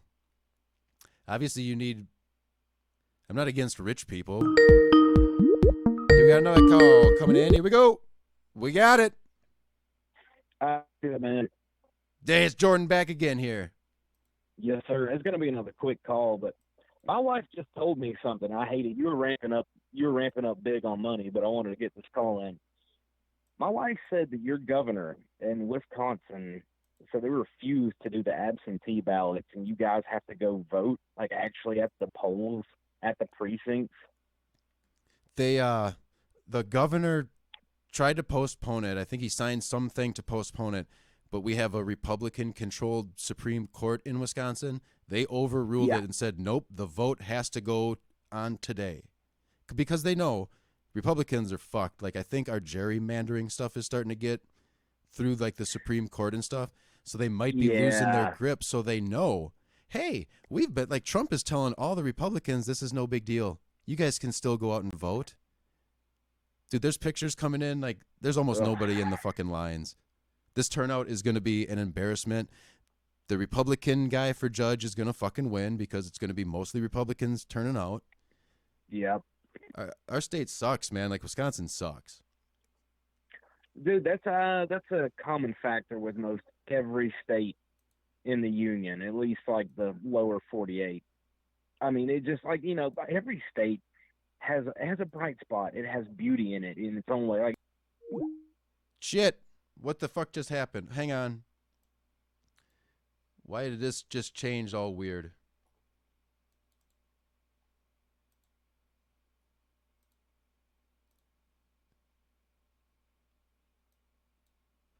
Well, that was crazy. I'm sorry about that, Jordan. Like, Skype did something, and then, like, I think Skype is trying to access my camera.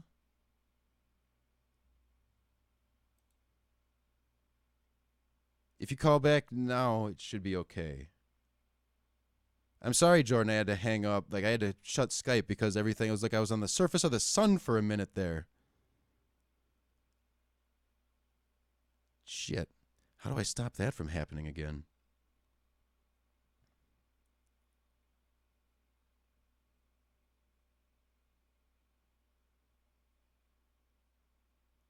Okay, that was weird. Just gonna bounce through some settings here quick to see what the fuck that was all about. And it did it again. Okay, so if I open that.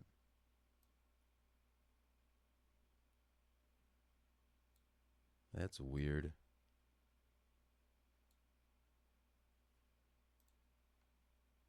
If I try to open Skype, it tries to overtake my camera. And then I gotta click and do that.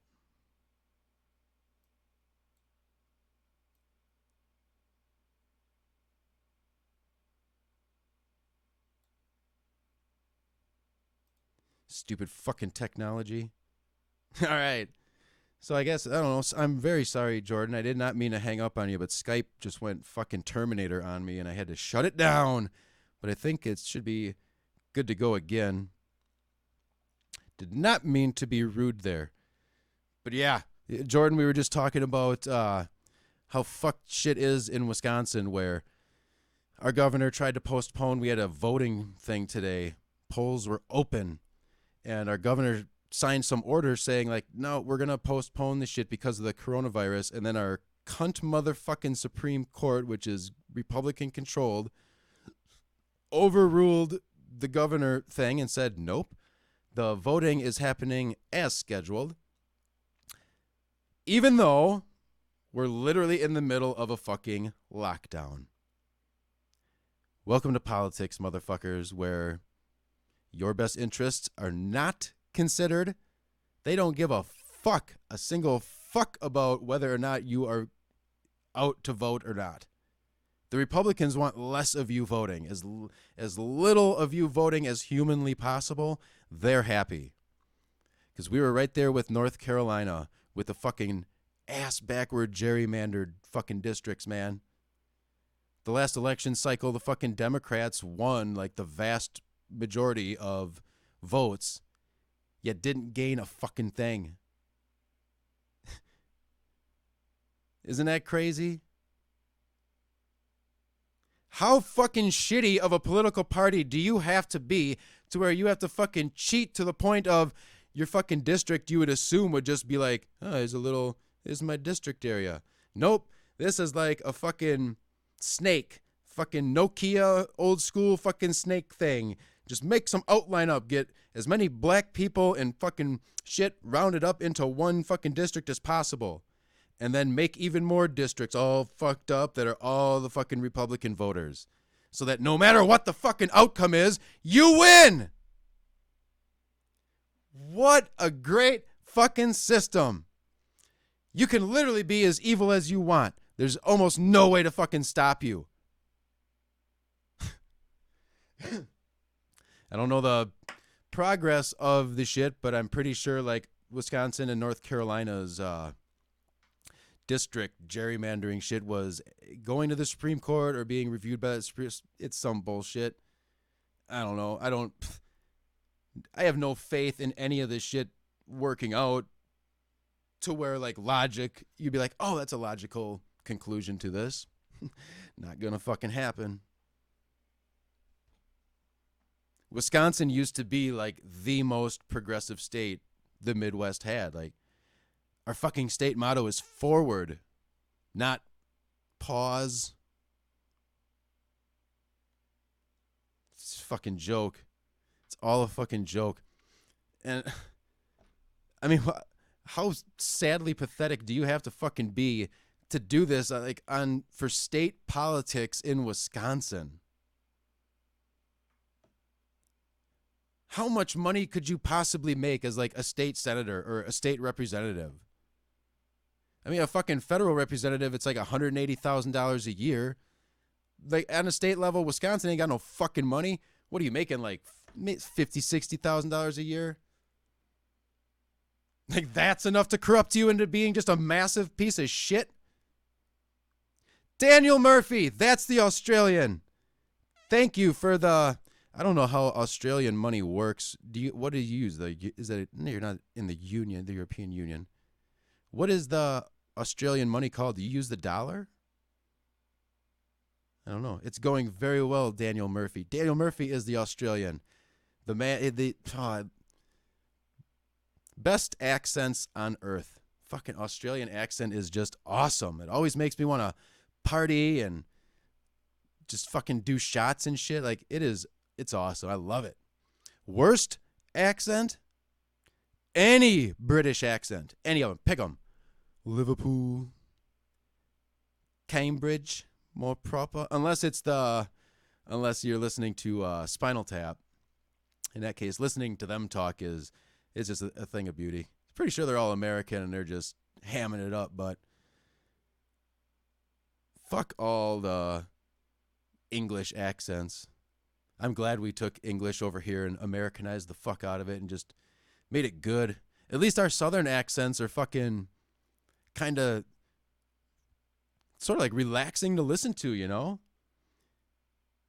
Get your little fucking glass of sweet tea in your rocking chair out on them big-ass wood front porches that got ceiling fans in them, which is awesome. I don't know why they never incorporated that shit up north, dude. It gets hot as fucking Wisconsin in the summers, man. You could use a good porch ceiling fan. But just to listen to them, that southern accent telling their stories, and it's slow. Probably do it in the evening because it's always way too fucking hot to be outside in the daytime. At least that shit's tolerable, man. English accents are kind of on the level of, like, I would say, like that annoying fucking California Valley accent. And even certain parts of the New York accent, like the Brooklyn one seems pretty cool. If like the way Bernie talks with that Brooklyn accent, like that's pretty cool. But then you got some of them where it's all like, I don't know, just Family Guy levels of stereotypical New York, and it's, hey, you talking to Tony here? Like, fuck all of that stuff. I hope all of those people fall into a meat grinder. But nothing beats the Australian accent. It's just so good. what was that? Wasn't that guy that fucking viral video like the Australia's hardest party in 16-year-old or whatever the fuck that guy was? Threw the most epic house party when his parents were gone. Like shit got so out of control. And then they interviewed him on the news and what the hell was that guy? I'm walking here. Yeah. So when it's like that, the New York accent and like the way overboard aspect of it is good, but oh my god, to interact with those cunts on a fucking daily basis, just imagine dealing with them in like a business setting, like you're trying to secure a bank loan or something, and you got some person talking back to you like that. Pfft, no fucking way. Not happening. I'm just going to bank until I find a person who can speak English without sounding like a huge fucking douche. Right? But Irish accents can also go to hell. It's like that whole, I don't know if Ireland is in the United Kingdom or how that stupid shit works as well. It's all a bunch of silliness as well. They still prance around with this royal family like they have any fucking sway over anything. All they do is just collect money off of the property they own, and Queen sometimes shits her pants and waves to other foreign dignitaries. And besides that, what the fuck does the royal family do? And why do we need to keep being informed of constantly what the non-bald one with the black wife is fucking living in Canada or some shit? Who cares?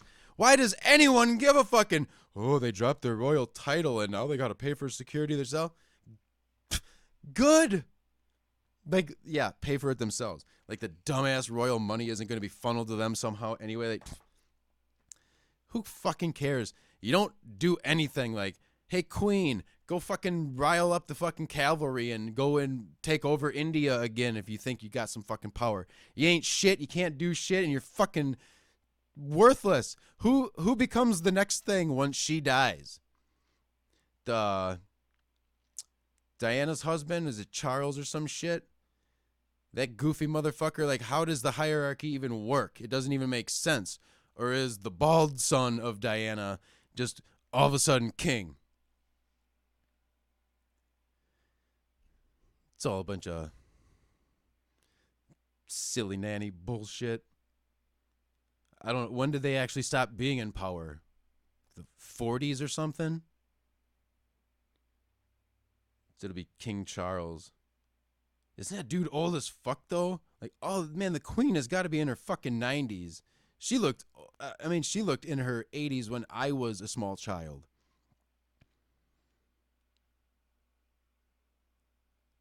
What the fuck is the point of it all? And then the weddings just, oh my God, we have to live broadcast the royal fucking wedding, which is just, it's more boring than like the fucking NFL draft or some shit like that, which I don't know why that's even televised. Nothing, I mean, unless Vegas takes bets on it, there is absolutely no reason. And I don't even know how that would be, because shit can get, like, you would just have to constantly be on the phone with Vegas after someone gets drafted to re-give them, like, your remaining player, like, oh, they're going to get picked at 13th or whatever. And Jesus Christ. Talk about Vegas, man. How much is that town going to even exist after these lockdowns are done? How many fucking billions of dollars do they make just off of the NCAA tournament that no longer exists? Could you bet on the WIA or well, that's just Wisconsin. I'm sure there's like the high school basketball tournaments all over the country. I know it's huge in Wisconsin. Is there betting on that shit in Vegas? All pro sports, man. And now, like, these casinos and shit are just straight up closed? What the fuck? You would have caught the fucking early wave of this shit once enough people started panicking before the travel restrictions and lockdowns and shit took place.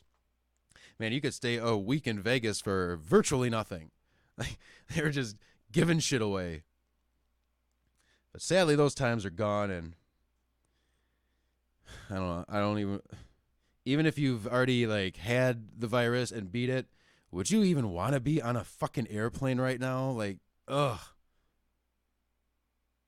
I love flying. Like the act of flying is fucking awesome, but being in the airplane with other people, not that there's other people, but that I'm breathing other people's air like in this closer proximity, I hate it. Every time I get off an airplane, it's like you got that like film on you and like your eyes like got that like greasiness to them. Like you can't wash it out. Like you have to take just a full fucking shower as soon as you get to your hotel. I wonder if private jets are like that too. Like all of that stuff, just recycling air.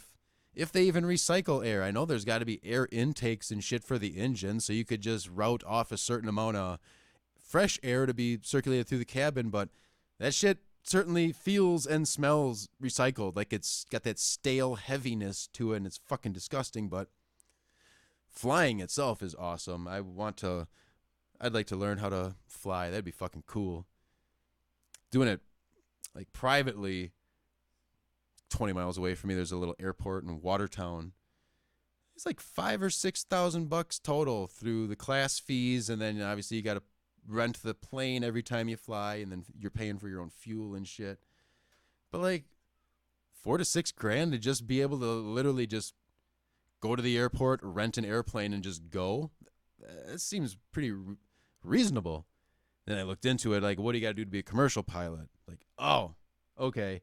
The amount of like flight time you need and the certain aircraft that you have to have this time in. I mean, it's got to be like how much a college degree to be a fucking doctor costs to be a commercial airline pilot, which now it makes sense why they make so much fucking money, because it seems really expensive to be certified. And it's all seems to be coming out of your pocket unless you're just like a private pilot, and then you're sort of like, yeah, this dude's got potential. We'll like pay for his official flight training and just have him knock some off of his paycheck the whole time he works for us or some shit, or like a employment contract, and got to work here long enough to pay back your flight schooling, something like that. But yeah, it almost seems like, where's their monitors are off. I'm hearing without headphones, I can hear myself coming from somewhere. I'm sorry if it's feeding back. I don't hear it feeding back into my headphones, but fuck, dude, audio trickery is a motherfucker. There's always something. Always some little fucking devil in the wires. But that's half the fun, isn't it?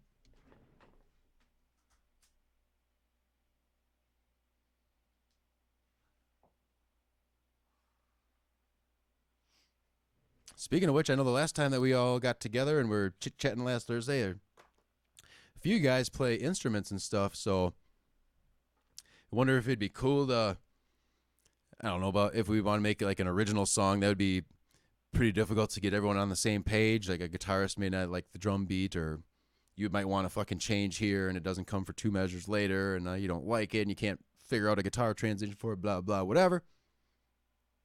Maybe we should do like a cover song or something. I'm far and away the best at the drums, but I could lay down some bass if need be. But honestly, it doesn't fucking matter. Like if somebody else wants to record drums, I'll do some percussion, overdubs and shit like that on top of it. Just see if we can collaborate on a song. Fucking make something, just a cover song or something. Find someone who's a really strong singer. Like, I'm decent, but I don't think I don't have good enough microphones. I'm more of a good backup singer. I can add some sick harmony down to it, but shit, anyone fucking can play the guitar good and we can all agree on a song. Fucking just mix it all up. Get the drums laid down, whatever. Send it off to each person.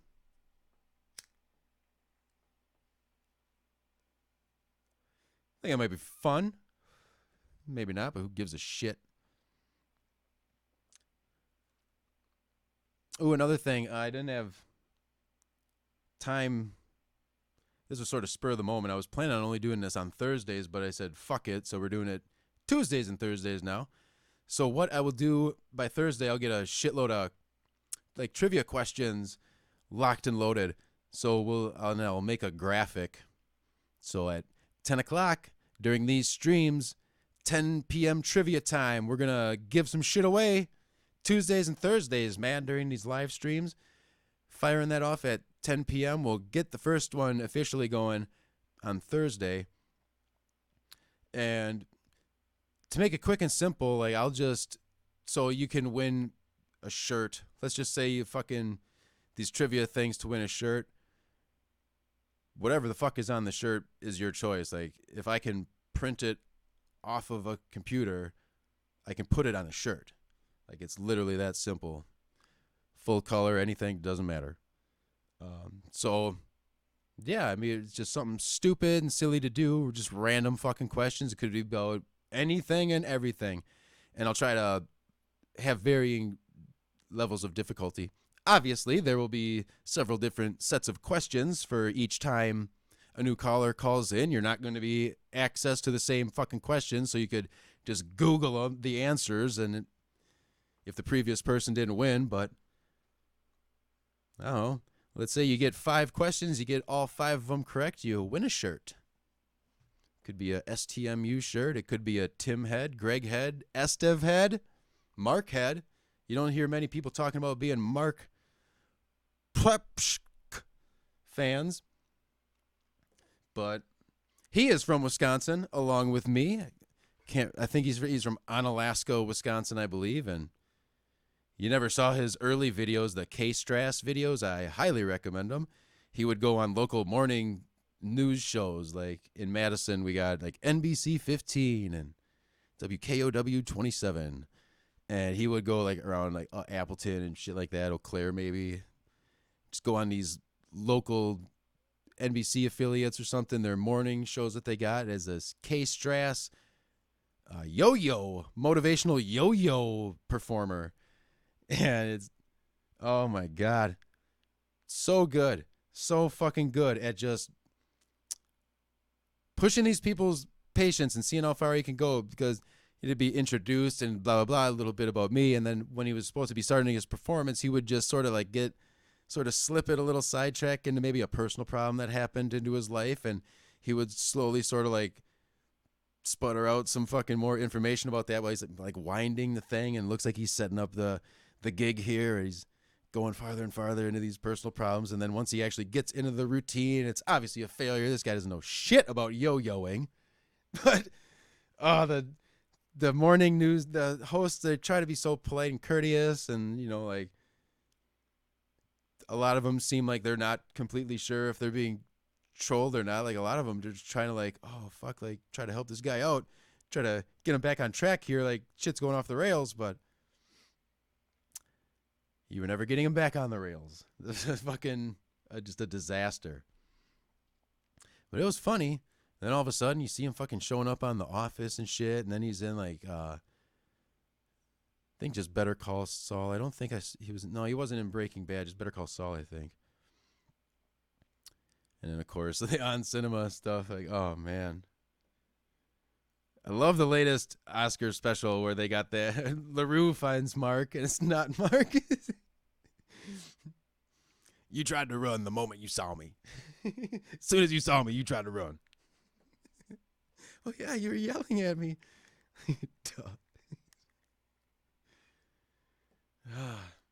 So what else is good? I see we got more people watching than last time. We would like bounce around between like 2 and 4 people would stay tuned in. Now we're sort of like 5 right now, 5 and 8. At one point we had 9 people tuned in. Can you believe that? 9 people. It's more than 8, ladies and gentlemen, for those of you keeping score at home. I'm not saying that we're shattering YouTube viewing records, but I'm not saying that we're not. I'll never say that we're not.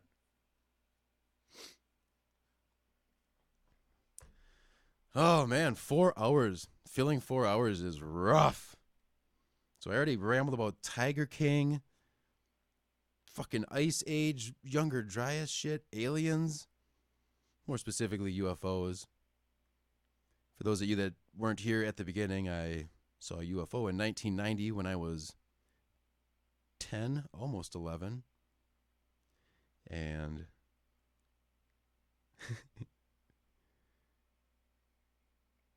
this is at Jackson's World.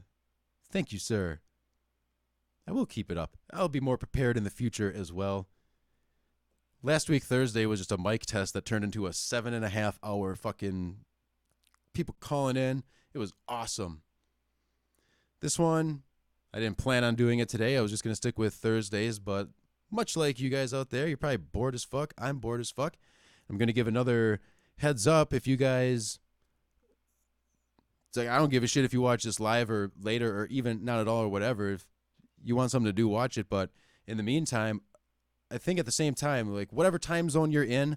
So for me, it's 8 p.m. to midnight. California is like 6 p.m. to 10 p.m. Jump on the YouTube channel, The Roots, or on Twitch, The Roots Crew, because Questlove fucking streaming. He's like DJing this live stream thing out of his house for like the past week straight. He's doing it every fucking night, and it's awesome. Even if you don't like hip-hop or like Motown and old types of fucking music like that, watch it. You will learn so fucking much. This dude is an encyclopedia of musical knowledge. It's amazing. Like I kind of sucks that I'm not watching it right now, to be honest with you. And I'm going to miss the one on Thursday too. But they had the Bill Withers one, and then he did just like a Stevie Wonder, just like a Stevie Wonder's fucking awesome. We're going to play a bunch of Stevie Wonder shit. And then Stevie Wonder himself called in live. He couldn't believe it. Like, I don't know how, if you're a famous person, like, how do you just go about getting another famous person's phone number if you don't know it? And if you're Stevie Wonder, can you be like virtually anyone? Obviously, I highly doubt like foreign leaders and shit like that would give a fuck if, oh my God, Stevie Wonder's trying to call you. Who cares? But like other like musicians and shit, stuff like that. How do you just go about getting a fucking phone number? Stevie Wonder, like fucking just... Do these people have direct access to like cell phone provider, a secret cell phone provider number? And you're like, hey, is this person on your network? All right, well, this is Stevie fucking Wonder. Give me this person's phone number. And then they just have to. I'm pretty sure that's how it works. I don't see any other way it could work, if we're just going to be honest.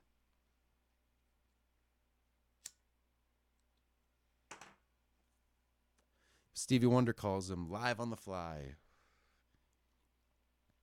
Couldn't believe it. He was like a little schoolgirl seeing one of their fucking Zac Efron for the first time, or whoever the fuck is popular at this moment. I don't know. I don't give a shit.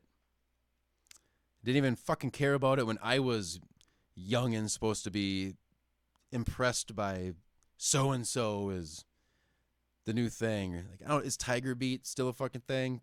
Probably not. Doesn't seem like any of those magazines and shit would still exist, but it was all, even back in the day, fucking like my era, Eddie Furlong was like the heartthrob. Fun fact about him, no acting experience whatsoever, not even a commercial, not even a backyard stupid shit with your friends. Dude's just hanging out at a fucking youth center.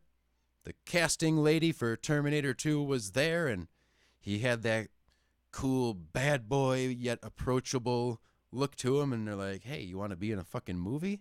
And he's like, oh, okay. And the rest is history.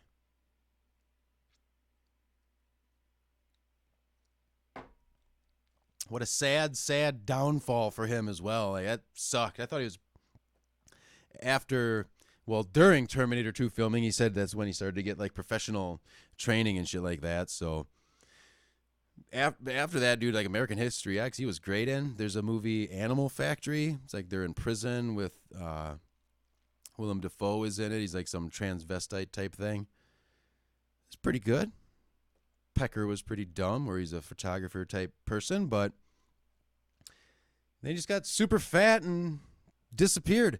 Now he's back, still fat, doing because he was in like Terminator 6 or whatever the fuck the shit piece of shit latest one was for like 10 seconds. possibly not even in human form. I think it may have been like a hologram or some shit. I didn't see it. I'm not going to see it.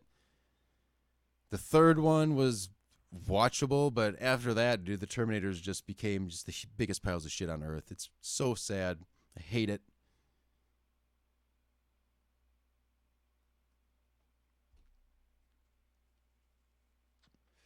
Who's Jake Lloyd? Is that the red-haired dude, his friend?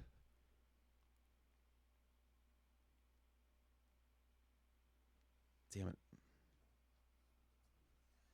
I hate that there's a delay from what I see in the chat and then I talk and then you guys hear this.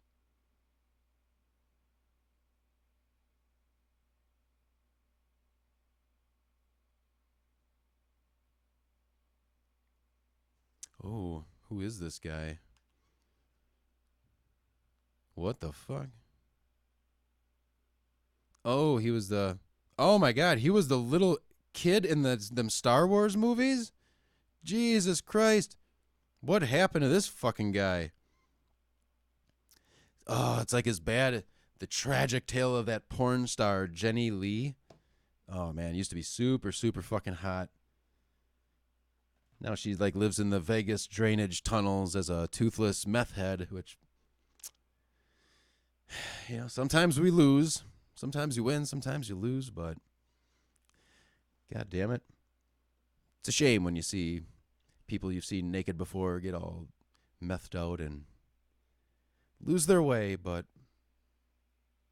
Best of luck to you, Jenny, if you ever get out of that shithole hellstorm that you find yourself in. Another thing I'm going to have to invest in is a different chair. This chair is not very comfortable chair.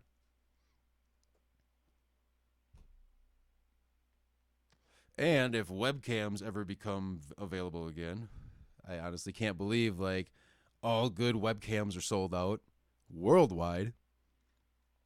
So I will upgrade this beast, make a little better sharpness and stuff out of it. Hopefully, who knows, but if any of you watch and want to call in, talk about whatever the fuck, something bothering you, what's on your mind? Is there a piece of shit coworker that you want to see fucking get run over by a Mack truck? Call it in and vent about that dumb motherfucker and get it off your chest. It's not good to hang on to that stuff. And despite what people say, like, anger is a necessity. You can't have happy without the sad, and you can't have good without the bad. So you want to just yell about something, call in, let me know. Is Channel Carson Johnny Carson or Ben Carson? Ben Carson, if you're watching, give us a call, pal. We want to hear your fucking, like, disturbingly awkward... Get your tone of voice to where it's, like, so fucking quiet. People gotta, like, really lean in. And then, okay, so, yeah, I can't open my eyes very far, but my eyebrows will still be very expressive. And I'm never gonna get really all that excited. And I'm gonna, like, just, what do I gotta do with my hands? Fuck, I gotta do something with my hands, so I'm just gonna, like, just keep doing this with my hands, and I'm Ben Carson. Thanks for... I got a rock solid Ben Carson impersonation there. I don't know if you could hear that. I was trying to get it right up on there so you could hear Creepster Benster talk, but... What a weird group of motherfuckers these are, man. Jesus Christ, where do you find these people? Roger Stone, this guy has no prefrontal cortex. Can you see the shape of that motherfucker's skull? That is just ape slope. It is like back. There is no up curving to back. It is just weirdly just flat. What is with that fucking guy? Now his mission is to get good luck. Oh my, like, what is going on? Like, you have no prefrontal cortex. There is no emotional control or, like, social rationalization. None of that shit. It's just, like, fight or flight 100% of the time, and you're old, so you can't flight. So now you just, I don't know, you just go insane. All I know is I want to see that fucking tattoo of Nixon on his back. God damn it! If that's true, I want to see that shit. If anyone's got weird Roger Stone photos to fucking do that, shutthemuck@gmail.com. Fucking email me some Roger Stones or anything non-illegal. Like, I will report all of you that start sending me like weird illegal shit. So I'm all about fucking getting down with the get down and doing whatever, whenever, but keep it loose, baby. There's a cat hair somewhere between my nose and mouth. And I'll tell you one thing, it's so fucking annoying. So, I am going to take a short break to pee and get some more water. We got fucking about 2 more hours to go, ladies and gentlemen. So if you're fucking buckled in, hopefully some of you will start calling in when I come back. So I'll be back in just a couple minutes.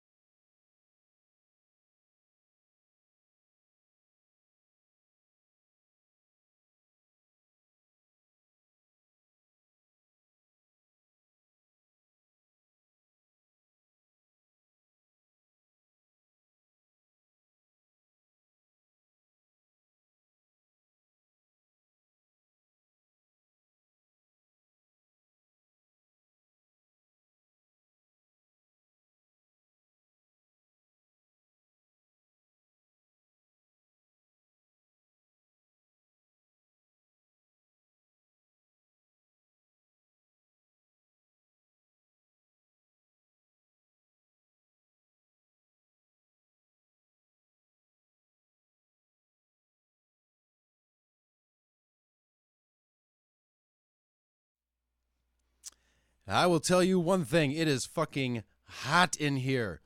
I currently have these softbox lights. Those big fucking rectangle, deep fucking light things. And they use these enormous, compact, fluorescent, spirally bulbs. And good Lord, this fucking thing is probably like 3 feet away from me. And it is just, there's a fan in the background. So I apologize when it's quiet.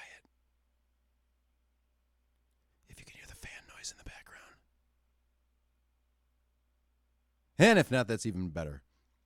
But yeah, when I get my government money, I'm going to buy a bunch of shit so I'll get like a better mixing board. Right now I got this this is a Shure SM57. Arguably the greatest microphone ever made. Anything you fucking need to throw at it, whether it be spoken voice for like podcasting or actual singing, rumor has it, Tom Petty himself used to record all of his vocals on this very type of microphone. It's the Shure SM57. It's like $100, man. It is almost indestructible. You could throw that bitch off the Grand Canyon and it'll still probably fucking work. But it's noisy. So like anything, any little movements, very noisy. For some reason, the fucking top of the cap spins endlessly. I don't know why that is a feature, but it does do that. So this mic goes into a little, I probably can't bring it in camera range. It's a little one-channel tube amplifier. It's a preamp. So these types of mics need shitloads of fucking gain in order to, they're very low output dynamic microphones. So you need tons of fucking clean gain to get volume out of this. I can put a 20 dB boost on this motherfucker, and then it gets just out of control. Probably a lot of background noise, and like I am barely fucking talking, and it's just registering loud as fuck. But yeah, so I can bump it up, but then you introduce noise because of the tube, like the electricity running through that tube. It warms up your voice for sure. Like it just gives it that slight, more natural tone that your ear can pick up better. Where if I have it plugged directly into the audio interface, the preamps and that motherfucker just don't have enough power to get output out of this mic, unless of course you max the fucking knob, and then you have just shitloads of fucking, the noise floor is just right there, and it's just the whole fucking time. So I'm going to be getting a mixing board specifically that has like 60 dB gain in the fucking preamps, and I can hook 7 mics up to that motherfucker instead of, well, 2 right now, but they would both go into the audio interface. I can only hook 1 up through this tube preamp. Gonna get probably better headphones as well, because these are just garbage with a 2-foot long fucking cord on them. But yeah, maybe even just spring for an actual broadcast mic. Although this one does a good job. I hate you got to use a pop filter, like the one specifically for broadcasting have the pop filter built in, and they do a pretty good job.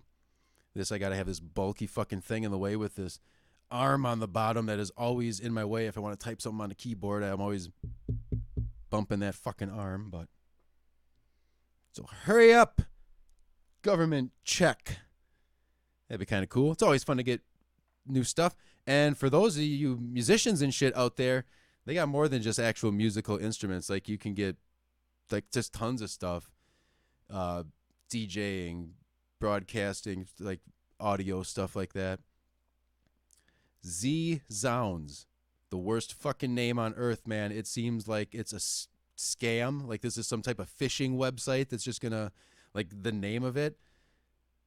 I can understand Z Sounds, but why you would go ZZOUNDS or however the fuck it's spelled, zzounds.com. So it's exactly like Sweetwater, a Musician's Friend, or Guitar Center, but they let you finance shit with no fucking interest, or, well, they run a credit check on you, but I started getting these migraines out of nowhere, and they would come on real fucking quick.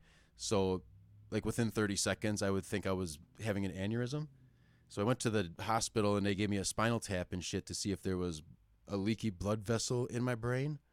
Luckily, that's all clear, and I'm all on the fucking good. And I had a CAT scan in my head, and then they let me go into the control room to see like the slices. Like, dude, your fucking eyeballs are like this big. Like, it is unbelievable how big your eyeballs are. But when you see it on like a CAT scan or MRI thing, they're enormous.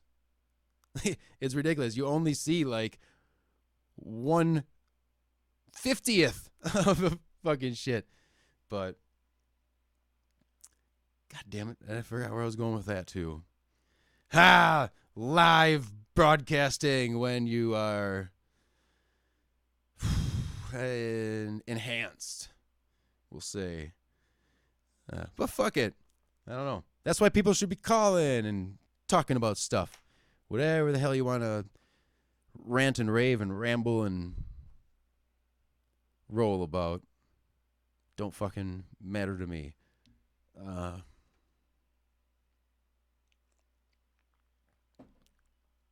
Wish there was more stuff going on.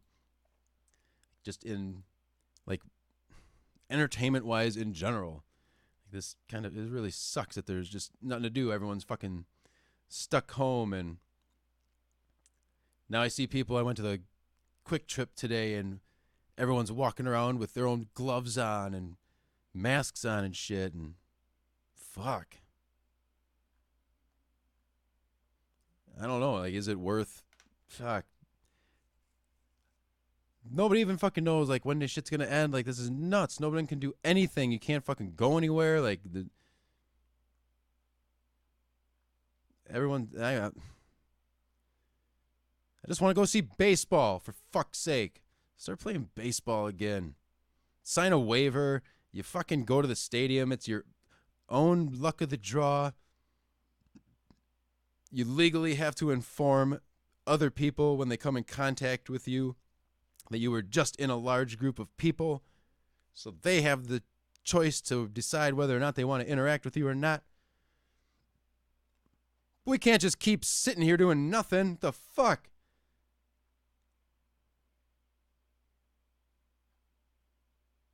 What the hell's going on in the news?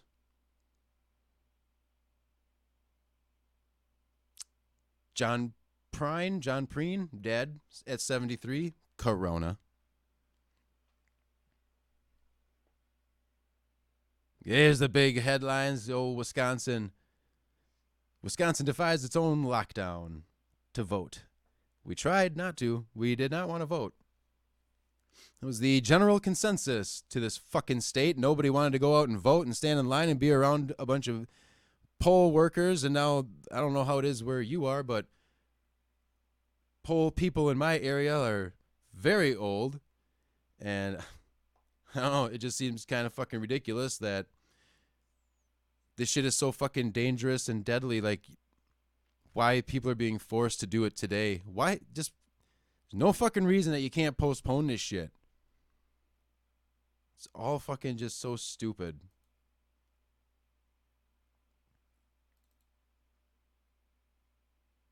But then again, it's the Republicans that don't believe that still 1 second Trump is downplaying it. It's not a big deal. Next minute, I'm the biggest hero on earth. Look at how great we're doing.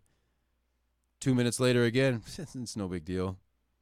Just go out and vote, right? Stand in line. Lean across the table from fucking all these old polling people and put them at risk.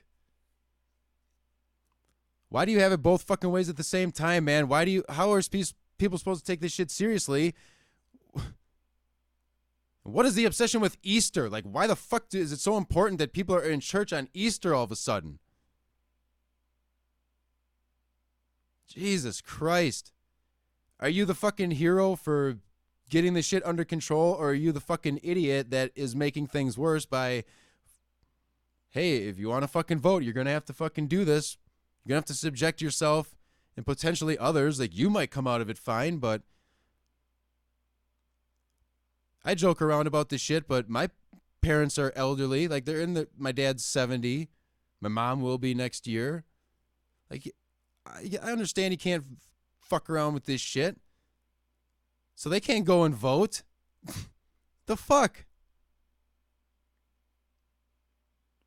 It's just a Republican strategy to fucking get as few Democrats voting as possible because they've convinced a lot of these retards that it's not as dangerous. You can get back to normal. Everything, just go about your business. And then the more educated people are be like, what? We're on state lockdown. Why on earth would you, the Wisconsin Supreme Court, overrule the fucking governor? Governor's the guy that's supposed to be like looking out for the citizens of the state. When bad things happen, the governor is supposed to fucking, here's what we're doing. Here's the plan of action. Everyone else is postponing stuff. Everything else is being shut down. But the fucking cocksucking Republicans in the Wisconsin are just obsessed with fucking over as many people from Wisconsin as they possibly can. Start taking notes of this shit, you dumb assholes. Like, how much stuff has to happen before you realize that these people are out to get you? They're against you. What the fuck? How can you support these people, man? Dude, I get it. Like, I grew up on a farm. I understand the whole rural life thing. I'm a lifetime member to my local gun club. And I have been since I was like 10 fucking years old. Like, literally. Go to the Waterloo Gun Club. My name is on the goddamn wall. So I like guns, man. I've been using them forever. But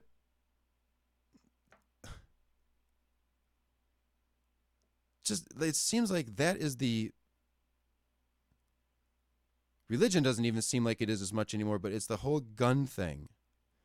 Well, this obsession with guns, and people are trying to take your guns. No one is trying to take your fucking guns. Dude, I vote Democrat like every fucking time. I own guns. Guess what? If I want to keep owning them, I probably shouldn't become a felon. That seems pretty fucking logical. I probably shouldn't have like psychotic breaks where I need to be evaluated by medical professionals like against my will. Maybe if that's the situation, like, guns should be the last thing on your fucking mind. But it seems like so many people will just, make them scared. Hey, they're trying to take your guns away. If you vote for us, no one's taking your guns away. And no matter what else we do to you, you will just blindly fucking follow us because guns, guns, guns, guns. Take your fucking gun and you know what to do with it. Do a visual inspection on that barrel at inappropriate times. Get it? Jesus Christ. Why are so many of you like this? Why do you intentionally fucking just vote for people that will destroy you the first chance they get? You don't mean a fucking thing. You're only a vote, man. You're just a stepping stone for them to just walk all over you. How don't you get that? And I'm not saying that Democrats are perfect. They are the second pile of shit. So there's like a huge pile of shit in front of you, and then you peek behind that one, and you're like, there's no way there can be more shit back here. This fucking pile of shit is mountainous. And then you peek behind it, and it's like, nope, is almost an equal pile of shit directly behind this one. Can you believe it? And one of those two piles of shit is going to make all the decisions for you for years. Now, who would put a pile of shit in charge of making decisions for them? Apparently, like, well over 100 million Americans, because we do it every motherfucking time. Every time. And in my lifetime, well, maybe two of them, but sometimes I want to lump that crazy fucking Texan guy. Not T-Boone Pickens. That guy was just a fucking straight up piece of... Ross Perot. That guy, kind of like a Bernie Sanders type thing, except he was almost more like libertarian-ish, kind of, but he was like, look, just make everything fucking simplified, man. You don't need thousands of pages in these tax codes. Like, you make this much, paying this. You make this much, it's going to be that. And it's going to keep slightly getting higher so we can finally pay off all this stuff that we keep racking up the bills. And we got to stop spending so out of control. And everyone's like, look at this fucking little man with his presentation board and graphs and charts and stuff. Most of the stuff he was saying was like logically agreeable. You're like, oh, this dude's like a multi-billionaire and he's talking about like his own self paying more in taxes because like logically for a society to work, like money's got to be coming in to pay for stuff. Like road construction crews don't just get paid in magic, you know. Fucking money's got to come from somewhere. And if we keep taking in less and less from the people who can afford it for 1,000 lifetimes worth, of taxes easily. If they made no more income for 1,000 fucking lifetimes, but just had to pay taxes, they would be fine. They have so much fucking money. But we keep giving them more. We, the presidents that we elect, keep giving them more and more and more. That old tax cut was supposed to go to the employees, remember? That's what it was touted as. Oh my God, everyone's getting a huge fucking raise. Can you believe it? Look at what Trump's doing, man. This huge fucking tax cut goes into effect. I can't wait. I'm going to be making $15,000 more per year at my fucking $28,000 a year job, right? You hook, line, and sinkered you motherfuckers, and everyone fell for it. And all it was is it turns out that all that money went to the fucking companies themselves. They didn't fucking spread it around to the goddamn employees. Are you nuts? You having more money means you have a better opportunity to become independent, to maybe start something for yourself and to go off and do your own thing. And that is in the exact opposite of the best interests of this company. You need to be just on the verge of being poor and homeless. That you should be grateful and kissing my fucking feet that you even have this job in the first place. Giving you a better life is not in this fucking equation, ever. So they kept all the fucking money and bought back shares of their own stock off of the market, which is really good if you're the people running the company who get paid in shares as bonuses, or if you're the stockholder who's invested millions of fucking dollars. That's really great fucking news for you, man. You're doing well. Meanwhile, the rest of your fucking workforce, treading water at best, if you're fucking lucky. What the fuck? What would it take for people, like, literally, like, I said before, it ain't hard to get into a gated community. Don't go to the front fucking gate. You know how easy it would be to overrun these motherfuckers? I promise you, it will not take much, man. You send a couple messages out there, the rest of them are going to, sociopaths or not, they can understand when their life may be at risk. We pop off world leaders like it's fucking 4th of July fireworks, man. But we do absolutely nothing. We don't work for the fucking president. You don't go to your job and get paid by Congress. Your fucking state senator isn't cutting your check. Like, your employers, the people that own these fucking companies, man, they're the ones that make your life fucking shit. Why is no one going after them? You want to fuck with someone's livelihood, there should be repercussions to that. Also, you can make a few more $1 million. The job I had that fired all of us and went to the Philippines, it's exactly, they didn't even fucking lie about it. Like, we can make $4 to $6 million more a year in profit, so that's why we're doing this. Well, speak up. I raise it.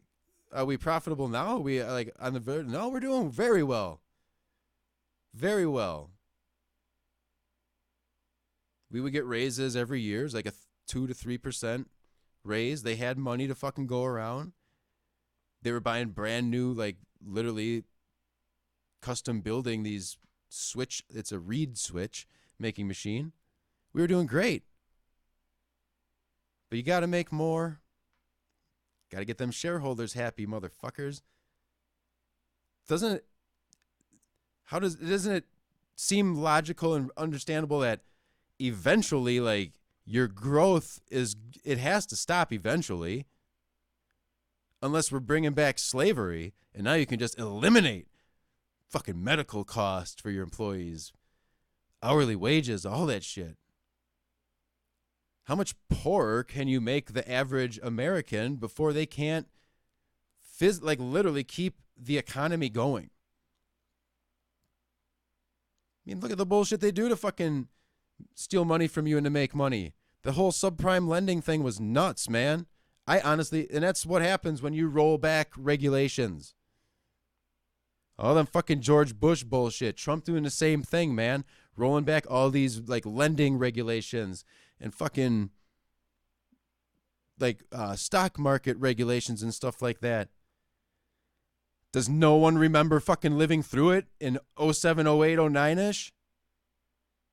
Then you put the rules in place like you got to stop doing these fucking things because look at what happened. You can't just blindly, like you could stated income loan or some shit like that. You could just go into a fucking bank with no proof of how much money you actually make and be like, yep, I make $90,000 a year, so give me whatever fucking type of loan you give to people that make $90,000. And they're like, oh, well, to make this work, it's going to be like this type of loan where it's cheap as fuck for a few years, and then it's an explosion on the back 25. So good luck, dickhead. But they're focused on telling you, look how cheap it is for these few years. You can flip that motherfucker before it gets expensive. No problem. No problem. Shell game fucking all fell apart before no problem became millions of people losing their fucking homes in this massive problem of fuck, all these people can't pay their fucking mortgages. Bundle up all of the, we know these fucking loans are going to default. We know it. Bundle them into security packages, sell them off to someone else and fucking wash your hands of it. And when the next place realizes like, probably not going to make anything, fucking bundle it again and resell it. Eventually someone's got to fucking pay that tab, right? Bankers and shit. Wall Street made out like fucking bandits, man. They made endless piles of fucking money while 4 million fucking Americans lost their homes. Not a single one of them went to jail. Not a single one of them had to face any repercussions. Can you imagine that? You crash the fucking world's economy. Nothing happens to you. You can do anything. Because you're not playing with rich people's money. You're playing with all of the poor people's money. It doesn't fucking matter what happens to them. At all. Then you got that clown like fucking Martin Shkreli. That motherfucker, the mistake he made is he was fucking with rich people's money. Even though he didn't lose anyone money, those investors eventually made their money back and then some. All of them did. But he lied about it. You can't fuck with rich people's money. It's a Ponzi scheme he was running, man. Fucking shit's going, hedge funds are fucking going bust. He's got it, and he's telling these people, growth is out of control, man. Growth is better than ever. Well, he knows that this hedge fund had like $13,000 left in it. That's it. And he had tens of millions of dollars of investors' money lost. And he's lying to all these people. And they're like, some of them are like, I'm out. Give me my fucking money back now. This is what you fucking do, dickhead. Like, you're my fucking hedge fund manager. Out. Cash it now. And somehow this motherfucker was able to keep dragging people along for months and years in some cases. Like, I don't understand. I don't know how rich people, maybe if you're like born into it, it's one thing. You kind of just assume like, no one's going to fuck with my money because they have the resources to destroy them if they do. But for someone like me, if I came into it so much money where I'm just investing in it, like fuck you money where it's like the investment sounds so good. It's too good to be true, but I got enough. Who fucking cares if it fails? Like that type. Still, that being what I am now, which is not even close to fucking rich by any stretch of the goddamn imagination. Lower middle class, baby. Wisconsin proud. That's how we all are here. I wouldn't trust a single motherfucker with my money if I came into fuck you types of money. Not one. You're not doing what I tell you immediately. The SEC or whoever the fuck is in charge of keeping hedge fund shit immediately on the phone. Hey man, this motherfucker's giving me a runaround. What the hell's going on here? What do I do? How do I? I'm telling him, cash me out. I'm out. I want it now. And he's just fucking dragging his feet. Immediately on the phone with any type of federal agency that would put the fear of God in this motherfucker to give me my money back immediately. Or at the very least, it would blow the fucking lid off of the shell game here that all the money's gone. So then you had to lie, open another one, lie about that. Keep starting these fucking bullshit pharmaceutical companies that you're just funneling money from.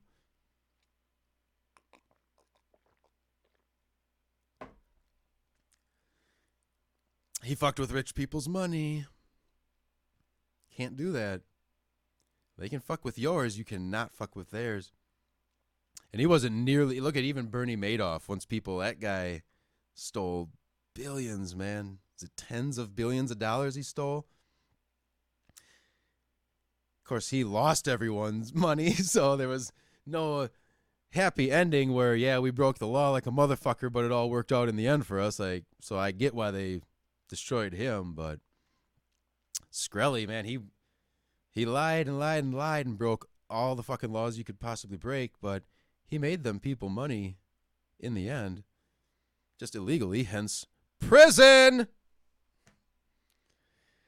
But god damn it, wouldn't it be fucking nice just to have the taste of that life for a day or a week or a month or something like that, just to see what it's like. Anything you want, anything. You just get. Fucking laws don't apply to you, man. Look at all the videos on YouTube and shit with judges and stuff. Just fucking get pulled over by the police. Son, I think you need to call your sheriff or whatever and ask him who I am. Oh, I'm free to go?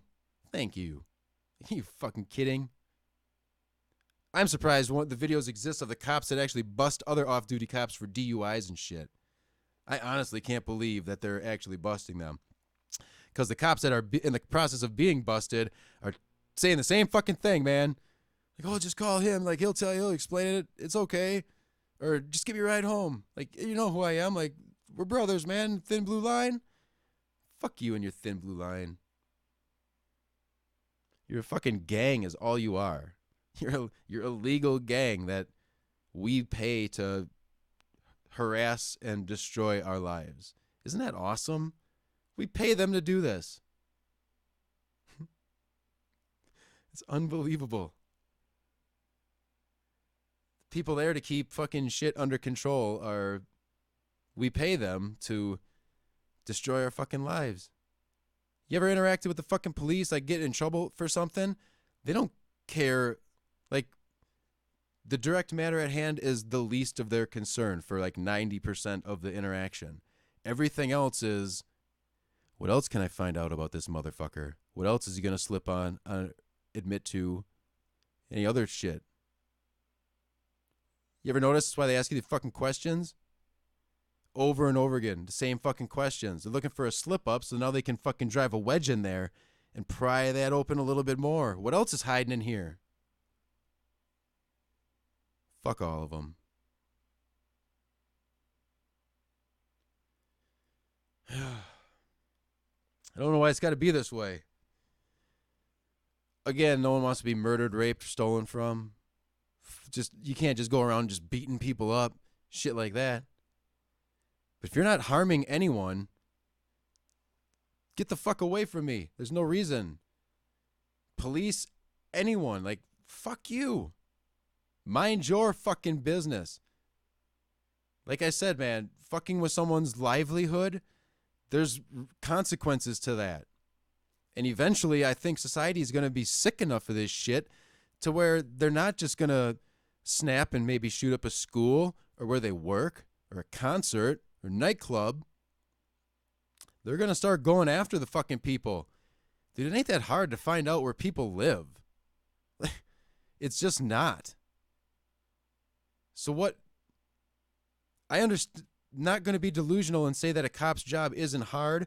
It's got to be so fucking stressful, man, to walk up to cars like probably several a day of complete strangers that you don't know what's going on in this person's mind. Are they having a bad day? Is there problems at home? Problems at work? Is there medication that they should be on and they're not on? You go in blind. I understand that it is fucking dangerous and stressful. Like, I get it. No one's denying that. Only The dumbest motherfucker on earth would deny that being a police officer like is just crazy, crazy, crazy dangerous, stressful, whatever. But if you can't handle it, you need a new job. You need a new fucking career. All right? A lot of them are able to be fine and not just snap, go crazy, man. You see a lot of them, they'll go off, beat the fuck out of people, just literally straight up shoot people to death, just flat out murder. Obviously, the vast majority of them don't do that, but the fact that the vast majority of them will protect the ones that are doing that is the fucking problem. There is no denying that. There is no argument against that. Again, like I said earlier, put yourself in the situation that this is happening in your household, the family you grew up with. Recreate that scenario as it being played out in your household. Would you tolerate that? Somebody in your family, like, you're making fun of them or talking back to them or something like that, and they just straight up snap and just savagely beat the fuck out of you, like broken bones, hospitalization. Or they just grab a fucking gun and murder you, just shoot you to death. Like, would you tolerate that type of behavior happening within your home with your family? You're lying if you say, yeah, you're a fucking liar. If you think that is normal fucking behavior, like, well, that's just the way it goes if you're a cop. No, fuck that. It's your job to be restrained and to de-escalate situations. Every fucking interaction you have with a cop will be them escalating it as much as humanly possible. Guaranteed. They're there to destroy your life. The more they can destroy it, the better they look to their fucking boss. Facts. We're supposed to fucking, don't you remember? I don't know if they still do it for kids. I remember being a little kid. Cops are your friends. You can always trust a cop. What a fucking lie. All of these motherfuckers, a gymnasium full of us little kids, all getting lied to. They're not your fucking friend, man. They're there to destroy your fucking life at the first chance they get. And because it makes them look good to their boss. You don't matter. Fuck you.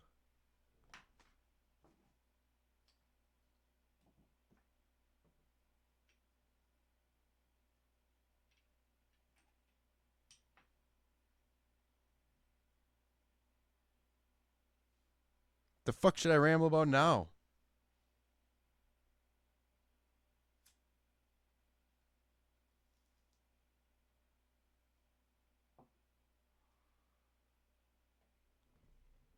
Fucking let's do some ghost talk.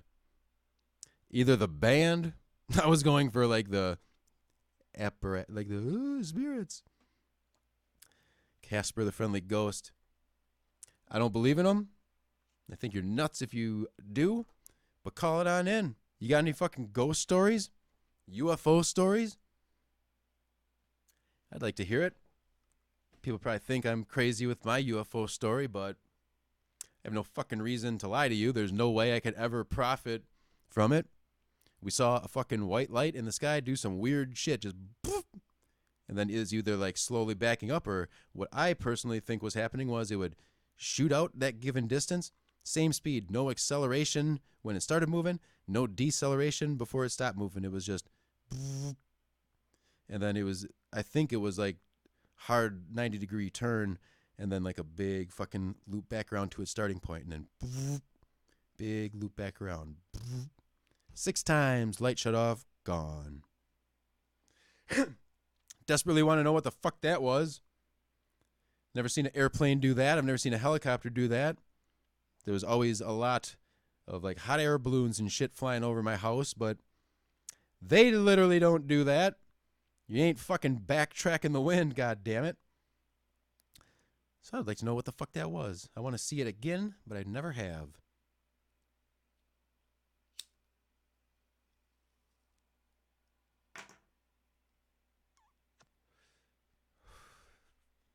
Closing in on the final hour here.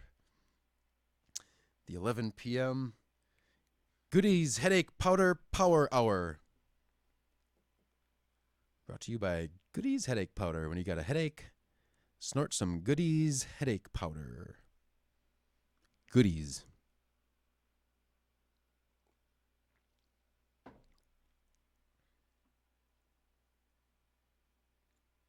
Still 3 people watching. That is pretty sweet. Think by the 5 watching, where did these fucking people come from? Like, you got ghost stories? UFO stories? Call it in. Tell me your fucking story. I'm interesting to know, like, why you believe in ghosts if you do, or what you've seen. Try not to make fun of you too much, but give us fucking something to do. Give that number a jangle. If you don't mind. And we lost the 2 other viewers. Thanks for tuning in. I'm glad you enjoyed your 30 seconds of what in the fuck is going on here. Hard pass. But we're all fucking locked up, locked in, and locked down, so might as well just ramble about anything and nothing. Kill some fucking time as much as we possibly can, and hopefully by the end of the month we can get back to normal and hang out with people and just throw a party or something. Fucking do something fun where you're around all your friends and get groups of people together and dress up and look fancy and play some tunes and do some drugs and drink a little bit. It would be nice to get back to that. Christ, when did all these lockdowns and shit fucking start? Probably like 2 weeks ago, Wisconsin-ish. What do they do in New York City? Is that fucking... You allowed to... You can't go outside there? Because that seems nuts. That is... way too many people fucking just smashed in this tiny area. Oh, that's got to be miserable. Could you imagine, oh my God, if this was happening in like the dead of summer? Oh my God, what would that do to the power grid? Everyone at home. It's probably a lot easier on the old electrical system. If people are off at work, air conditioning might not be set on full blast. Tons of people are getting cooled in centralized locations. Or maybe not at all. If you're in an office building or some shit, you're probably all getting air conditioned. But now everyone's home. Everyone is just, the fucking TV's going, your computer's going, you're fucking streaming shit. Everything is, air conditioner's going to be a cool fucking 68 or 70, whatever you put that shit at. Get it chilled up in there, man. If you're going to be stuck at home, you might as well do it in comfort. So what type of fucking could the electrical system even handle that shit? This is a good reason. I am so pumped on the fucking Tesla roof thing and the batteries. It really sucks. I wish they would really accelerate their battery producing capabilities, because from what I understand, it's like months, if not up around a year, wait to get your Tesla Powerwall. I see some of them have supplies of them, so if you buy like the whole package deal, like all of the solar panels, the installation, the wiring, and all that stuff, like some companies are still selling them as a package, but I don't think you can just go out and buy the Powerwall as of right now. But that's when that shit becomes readily available and it's even more affordable. It's still pretty expensive for the fucking thing. I think one of them is like $7,000 or some shit like that, but it's pretty much plug and go. You just put some solar panels up and have an electrician put the wiring correctly into it, and inverters already built in and all that good shit. So wouldn't that be fucking nice, man? You wouldn't have to worry about it. You can have just even the battery in your house, put Powerwall in your house. You're tied in your neighborhood. So there wouldn't be any more utility companies sending electricity to you. It would just be you and your neighborhood all tied in. So you all got your solar panels and your own house's personal battery. But then in the chances to where you have more electricity than the batteries in your house can handle, you'll have one of them power packs in your neighborhood somewhere. So now you got battery A in your home. Shit goes bad. Everyone's on coronavirus lockdown. Everyone's running their fucking air conditioner. Whereas before, your house could make it on one or two of your power packs or power walls, probably two of them. Now you got a power pack that everyone can tap into in your neighborhood. Dude, you'd never have fucking power outages. Once you paid off that initial investment of the fucking panels and the battery and shit, it's free. Such low maintenance on that shit. It's nuts, man. I wish this stuff would hurry up. I want to be like alive and young enough still to enjoy this fucking shit in my lifetime. Can't really complain already because there was no fucking cell phones or internet and shit for like the first, like realistically, like affordable to most people, probably the first 15 or 16 years of my life. So it was right around 2000 is when high speed internet, like 500K, like, whoa, I can download a whole song in like 11 minutes. Holy fuck. Yeah. Seeing all that shit come through was amazing. The fucking wild west of the early internet was beautiful. Anything went, man. There was fucking... YouTube started before Google fucking bought it and made copyright fucking thing. Dude, you could watch everything on YouTube, man. TV shows, everything. It was so awesome. Obviously, it was smart for the YouTube guys to fucking take the Google money and get the fuck out of there because networks and movie studios and musician, like the recording industry, like obviously they have endless lawyer resources to destroy you. So before they could get their ducks in a row and figure out like, oh my God, like how the fuck do we even handle this? There's no laws really governing the internet for this type of stuff. Oh, it was such a beautiful thing. But the early internet was kind of terrible. Like, it seems like before Google actually came along, no good search engines, man. Like fucking Lycos or whatever that bullshit was called. Fucking Ask Jeeves. You're just like asking a fake butler to Google shit for you. Hard to find stuff unless you knew the direct address to where you were trying to go to. So weird. And then every TV commercial, it was like the new thing where TV shows throughout the 80s and shit would have like stereo at the bottom, like during the opening credits and shit, like broadcast to you in stereo.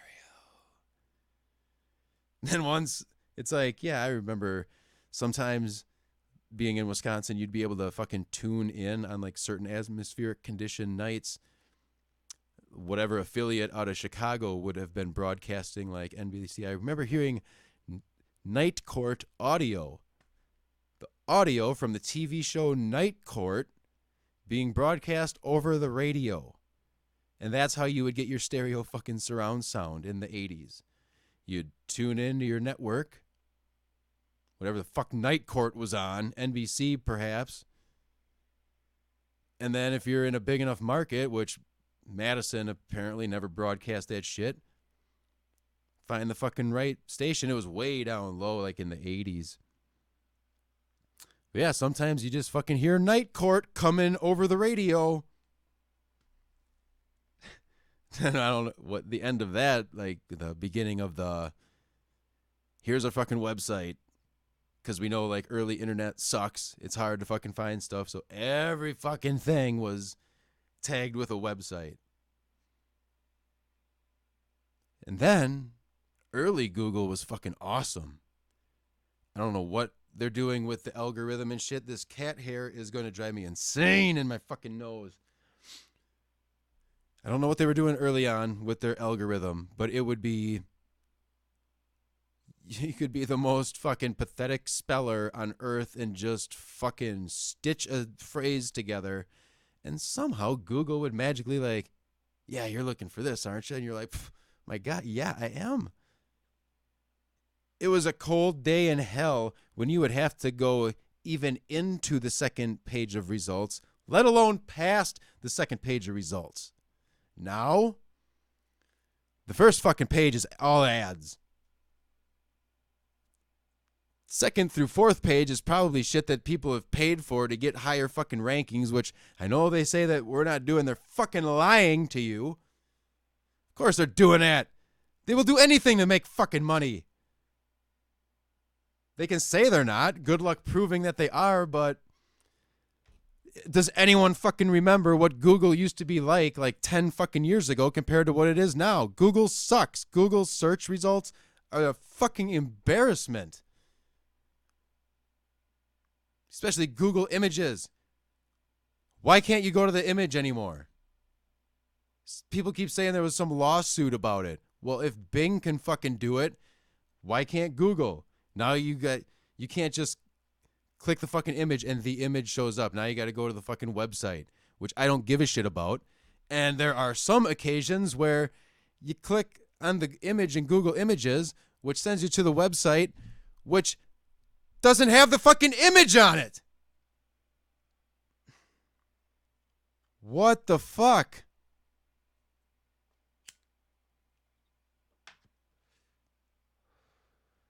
How can you go from something that is universally loved, basically? People couldn't believe, God, I can find anything with Google, and it's fucking right there in the first page. Nope, not anymore. And how do you compete? Everyone's got a fucking Gmail thing. Everyone's tied. It's all Google, my YouTube account, my Gmail. It's all the same fucking thing. All my contact stuff. It's all fucking synced. And yeah, no one's fucking switching at this point. You're stuck. It's fucking bullshit. Another example, it crushed and just destroyed all the competition. Bing is still a joke. Change the fucking name. You gotta change the fucking... I'm not binging a goddamn thing, okay? Never will. I'll do some Alta Vista fucking searching before I do Bing. Fuck you, Bing. You're a joke. You may be a superior product at this point. I will never find out. And it's just like the Zune. Whoever the fuck is at Microsoft doing these things, Jesus Christ, it can't be Bill Gates. And if it is, shame on you. But whoever is in charge of naming or approving names of these things, I hate you. Everyone on earth fucking hates you. The Zune was awesome. Okay, I had one. It was awesome. Yeah, it was a little bulkier than the fucking iPod thing or whatever. But it was fucking way ahead, man. The user interface stuff was way better. Mine had full color resolution when iPod wasn't even fucking doing that shit yet. Way bigger fucking window before everything kind of went full screen like a smartphone. But dude, I loved it. The best thing was the Zune Pass, which was similar in price to iTunes or whatever. But every fucking month, you got to keep 10 songs. Any 10 songs that you wanted, you got to keep permanently, forever. It was such an amazing fucking value. I swear to God, the name fucking just destroyed that shit. It was a superior product with a better fucking user experience on the software end. Man, it's just another fucking beta to VHS thing. I think the beta's problem was you could only record to one side of it. So if you're at home, want to fucking record something off a TV, it's obviously you're going to go VHS because you got 90 minutes, or you change your slow play, long play, super long play. You stretch 4 hours out of a fucking VHS tape to where I think beta was, limited to 60 minutes per side or some shit, and there was only one side. So it's unfortunate. It had way superior video quality. Beta did. But fucking weird how that shit works, man. The better product doesn't always win. It seems so weird and backwards, but Dude, this happened so many fucking times throughout history. It's ridiculous.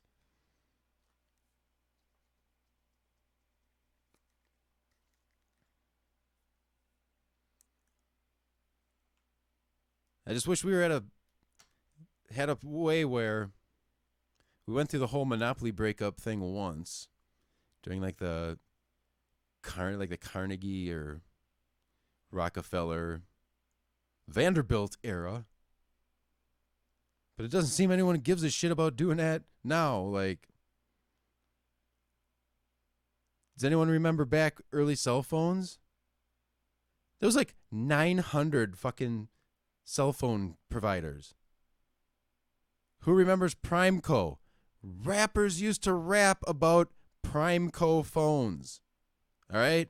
Listen to that shitty fucking, what is it, that Little Troy or some shit? Everyone's little something. The wanna be a baller, shot caller. Listen to that fucking song. One of them retards is rapping about having a fucking Primeco phone. Motorola was huge. Fuck, I mean, now it's just Sprint and Verizon. They've consolidated everything else. I was on Virgin Mobile up until like a month ago, and Virgin Mobile does not exist in the USA anymore because Sprint and T-Mobile decided to fucking merge into one, so that for some reason means Virgin Mobile doesn't exist anymore. So now I get automatically bounced over to Boost, which to their credit, I pay the same and get 1 gigabyte more in data. Honestly, like, I thought Virgin was a great deal. Boost is a pretty sweet deal, and they have more phones to choose from than Virgin did. So I pay $35 a month for like 6 gigabytes of fucking data, which everywhere you go is Wi-Fi unless you're using fucking like Google Maps or some shit, but maps don't take up that much cellular bandwidth. I use that shit all the time. Just doesn't eat up your data. But it shouldn't be too long before, now that the consolidation, they got most of these smaller like prepay carriers out of the fucking way. I think Cricket still exists and shit like that, but fuck, man. Cell phones used to be so cheap. Of course, there wasn't data or anything back in the early 2000s, but fucking unlimited plans and shit. I remember texting used to cost 5 cents a text, and then like you get like a package thing. You get 500 texts a month. It's like, how low bandwidth were these fucking networks when they first started? Jesus Christ. Now it's like I'm streaming high definition video everywhere, even though that'll eat up 6 gigs. Fuck, at my old job when I worked at quality assurance at a Pepsi bottler, 90% of my day was surfing the internet on my phone and just like sitting above one of the labs in a storage area, vaping. Some of the other college kid, he'd go up there, take naps and shit, but lost my train of thought again, which means it's time to refuel.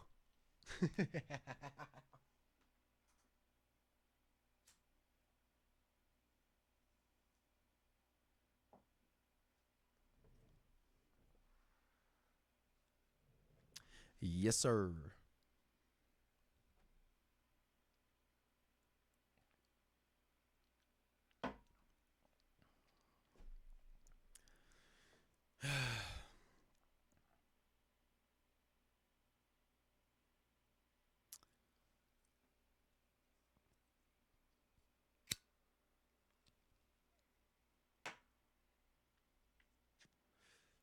Yes. Starting to wind her down. Oh, so I gonna try some shit here. The latest episode of the Painkiller Already podcast, their guest, this Quebble Cop guy. I don't know. His channel's unwatchable. It's a fucking Minecraft stupid shit, and he likes to scream into the microphone when quote unquote exciting things happen. So can't watch his fucking streams, but when he's a guest on that show, it's good. Dude's got like 13 million subscribers. I'm pretty sure he's got a better grasp. I'm positive he has a better grasp on how YouTube's algorithms and recommendations and shit like that work. So he threw out this conspiracy theory that videos between 3 and 4 hours end up in recommendations more because it's a huge, like, that length of video is very popular for people who play those, like, relaxing sleep sounds or rainfall. Here's 4 hours of thunderstorms or like a blizzard wind. So people fucking hit play on them as they're drifting off to sleep. And then for some reason, like, you start looking into it, and a lot of these videos have just millions and millions and millions of views. So it's like, really, how many fucking relaxing sleep sound videos on YouTube do you need? And why do they all have 4 to 8 million fucking views? So that's his conspiracy, which I will be trying, is to end these videos before 4 hours. So if I do like 3 hours and 50 minutes or something like that, we'll see if magically these fucking videos start getting views for some fucking reason. That means they're showing up in people's recommendations, and that this Quebble Cop guy might be fucking onto something. And if that's the case, maybe I mean, 4 hours just seems like extreme end on how long I would want to just fucking ramble. And so far it's been okay. Couple spots of momentarily dead air, but fuck. People that do this professionally make it look so fucking easy, man. When you're just sitting with your own thoughts, it's endless. There's always shit going on in your head that you could talk about. Yeah, I agree, Jordan. Like, you ain't missing anything by not watching Quebble Cop. It's the dude's, as a guest when he's talking, like, it's cool because he's made so much fucking money, and he invested in real estate, and like he's got a gas station and stuff, and he's good at making his money make him money. So in that regard, it's interesting. But what is with these fucking game streamers, man? Screaming. Adjust the mic levels prior to starting the stream. Just turn that sensitivity way fucking down. Or better yet, just run it through a setup like I got.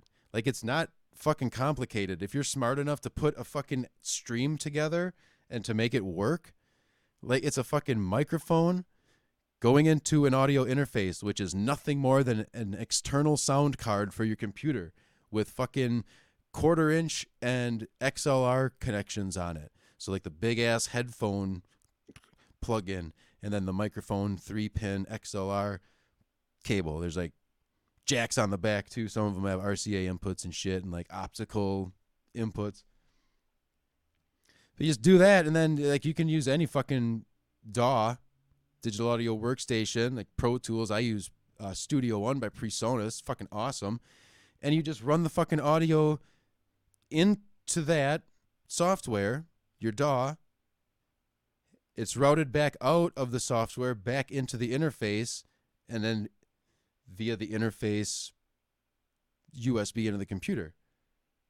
So I can put delay and reverb and chorus, fucking flange. I put a limiter and a compressor on this shit. So it ain't expensive, man. A fucking audio interface. You can get it. I just got the Focusrite Scarlett. It's like $180 or maybe $200 or some shit. There's no reason that fucking streamers be doing this shit. A limiter. God damn it. It's called a fucking limiter.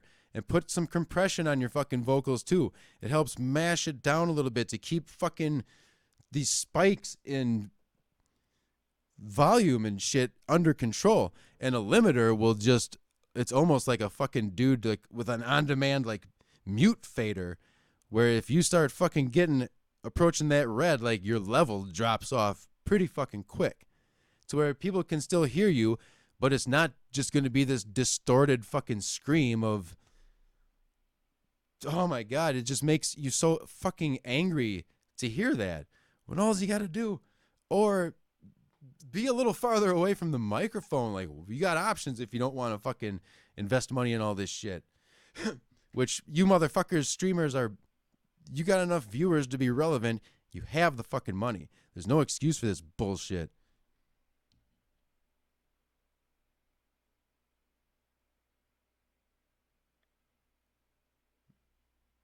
What is Cold Ones? Is that the podcast you were talking about? I have to look into that shit too. Oh my god, I need a new chair. This one can eat a pile of dog dicks.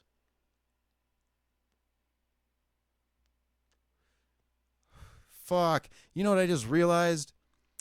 I should have bought a phone number that ended in Muck. God damn it. That's a missed opportunity.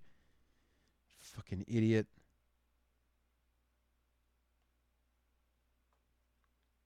$6825. It would be awesome to just have fucking 608-620 Muck.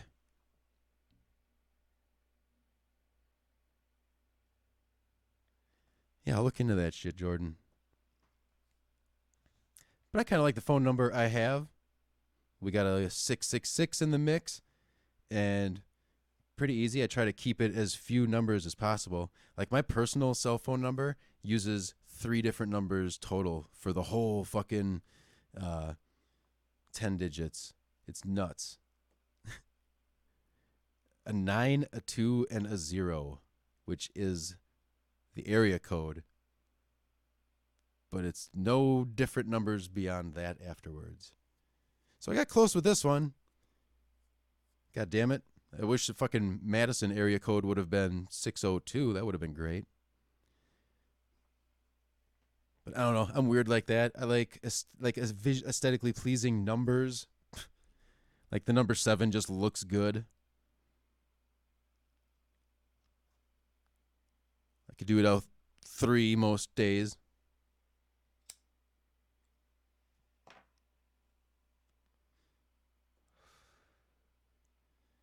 It's weird as phobias that people have. Like some people have, like I'm not meaning like some people think like the number 13 has magical powers and like bad stuff happens with 13. Like we can't even put this number in an elevator because 13 is such a scientifically proven evil number to where if you see it, say it, fucking push a button with the number 13 on it, you're fucked.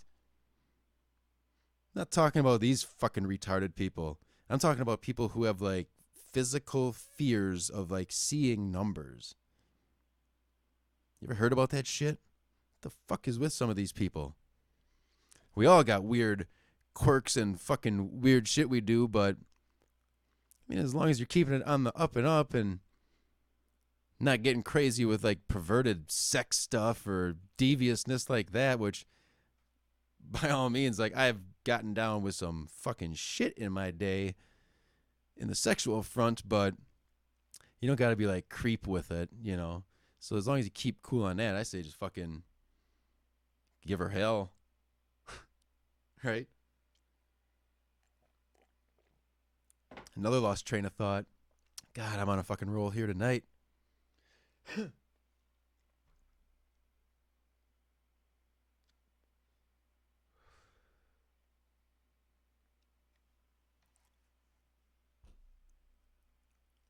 know, the last movie I saw in the theater was Avatar. It's 11 years ago. For some reason, I don't know, 20s, movies constantly. Almost every weekend going to the movies, bought hundreds and hundreds of movies. Just always obsessed with movies. And then it was just like a light switch turned off, and it's like, I don't really give a shit about movies anymore. And I'm glad I fucking cut it off before it was too late, before everything became remakes and superhero movies that I don't give a fuck about. I don't know who Captain Marvel is. I don't know what Captain America or any of these, the silver guy that looks like he's made of aluminum. The chick from the like Deadpool was funny, but I have no idea who the fuck Deadpool is. Never heard of him before this movie came out. So if you're gonna do like rated R ones or like the Joker now, where that was like fucking graphic as hell, man. Spoily, the blowing his fucking head off on TV, like damn. I have always said since the fucking Dark Knight happened, if they would have made that an R-rated movie and let Heath Ledger's version of the Joker like truly go fucking psychotic, because you never really see him kill anyone or blood like that. Dude, that fucking shooting Murray in the fucking head, like the way he went back, the splatter and shit, like whoa. What at worst you see a fucking head get bounced off a table and you don't even get to see like the pencil go in or nothing cool like that. And it's all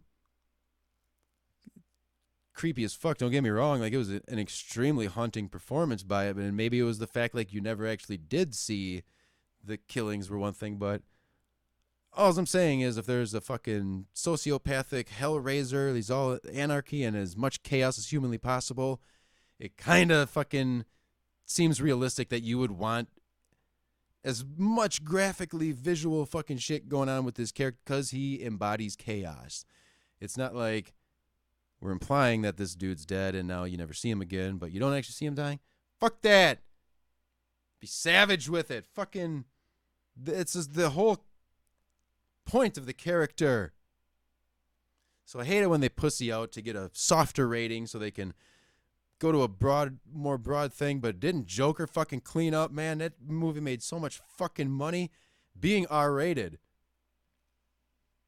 Guess what, man? Movie theaters don't give a fuck if you're not 17 years old to get into an R-rated movie.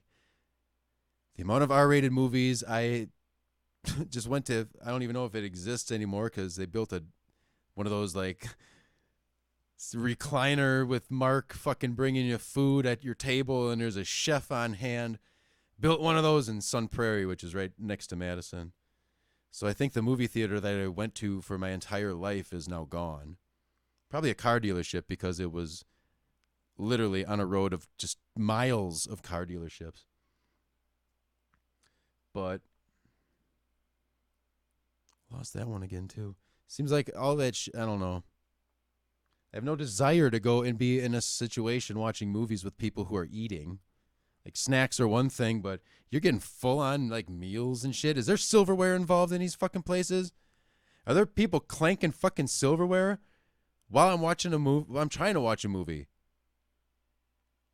I love the recliner idea. That seems awesome, and all the legroom you could possibly want.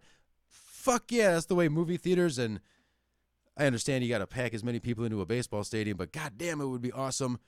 That's why at Miller Park, I watch the Brewers, go to a lot of Brewers games. There's a third level. It's like I don't know what the fuck it's called, loge level. That's where you want to sit. Fuck field level, fuck all that shit. You're shoehorned into a fucking seat just like all the people in the nosebleeds. That third level, man, you got your own private escalator to get to your deck. The fucking concourse area is all carpeted, which is weird. Everywhere else, it's just concrete. There's fucking jerseys framed, like our fucking statistical shit, like plaques and stuff about players throughout Brewers history. A different food selection, like there's 2 different areas you can sit at in the loge deck, where one of them has a wait staff. You don't even have to fucking get up, but the other set part of it doesn't. Padded seats. You're not in the plastic fucking fold down, snap back up, fold down thing. You have like tons of fucking room. It's like first class in an airplane. A padded fucking seat. It was so nice.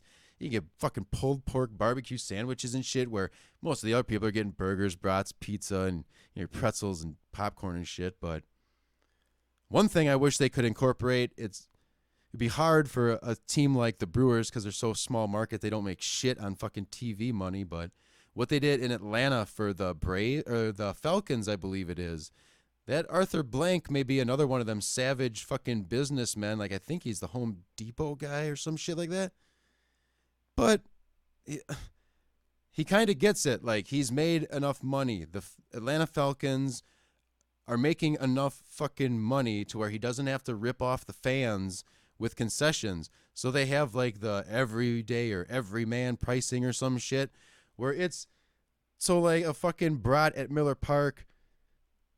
I think it was $4.25 the last time I went. So it'd be like $2.50 in Atlanta at the Georgia Dome or whatever it's fucking. I don't know if it's still called the. No, they built a new one. Why did they build a new stadium in Atlanta? I think the Georgia Dome was only like 20 or 30 years old. Like that thing didn't even. It looks really good still. They just had a Super Bowl at it not that long ago. I don't know. Now they got a brand new fucking state of the art, just amazing place, but which is even more crazy because he just dropped all this fucking money on a brand new stadium and they're still giving you a fair fucking deal. Like I think water even is cheap too, like maybe $2 a bottle. Like a hamburger might be $3.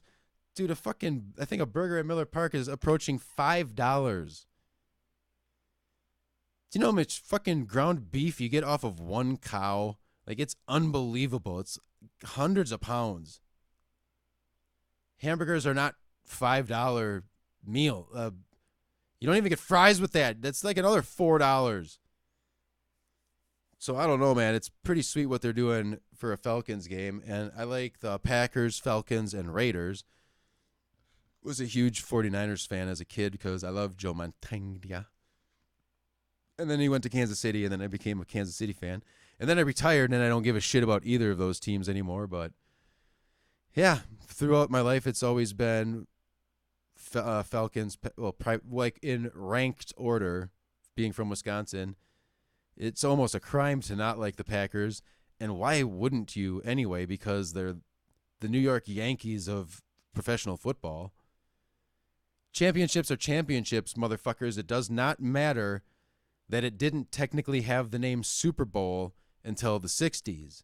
They were still playing for championships. And Green Bay has 13 fucking championships. So what is New England at? 7 or something? 6 or 7?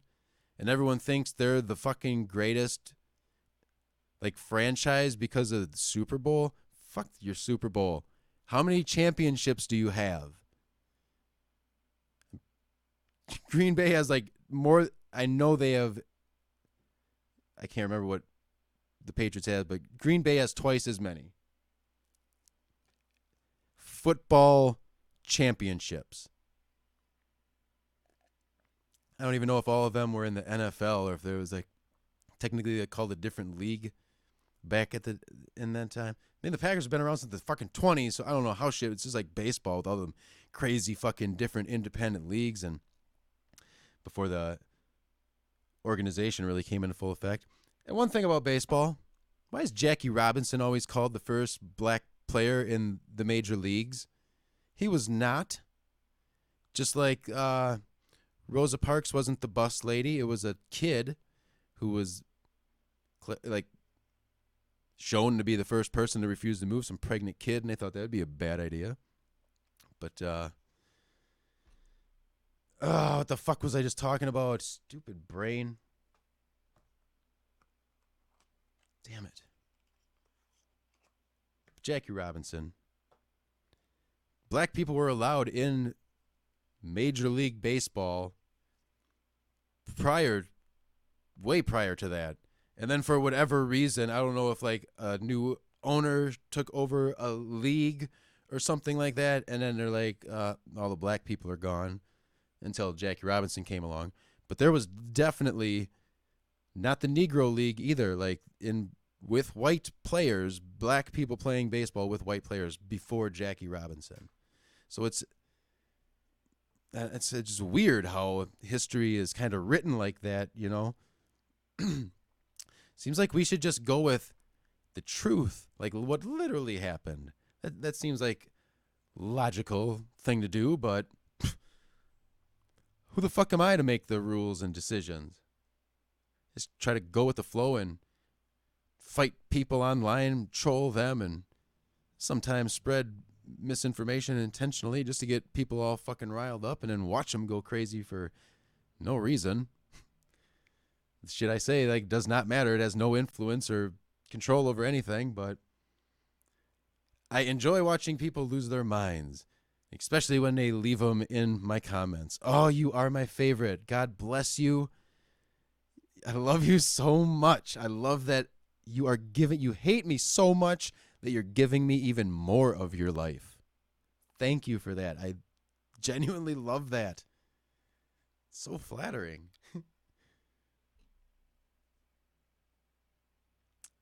So I guess I should probably, I don't know, try to do like segments of this, hourly segments, break it down, 8 to 9 is something. We already know that I got 10 p.m. is going to be the 10 p.m. trivia something. Probably come up with the stupidest name humanly possible for it, but may just stick with 10 p.m. trivia. So that will hopefully be fun. You'll be asked 5 random questions, and if you answer all 5 of them correctly, you will win a shirt. If people are cool with that, or if you got other recommendations. I can't go overboard with the prizes and shit if I'm going to be shipping out, a couple a week. Shipping is not fucking free, ladies and gentlemen, so I give away stuff when I hit milestones, and in some cases, like some of the boxes were kind of heavy, and I was paying like $14 in shipping just to give you some random fucking bullshit for free for no reason, but hopefully my dream would be that this whole thing grows into something where I'm, again, not going to rely on you to fucking Patreon me into a millionaire, but if enough people give a shit about my videos and I can make ad revenue off of them to where not anything is coming out of your pocket, and I will always do skippable videos. Fuck the people that force you into watching a whole fucking advertisement.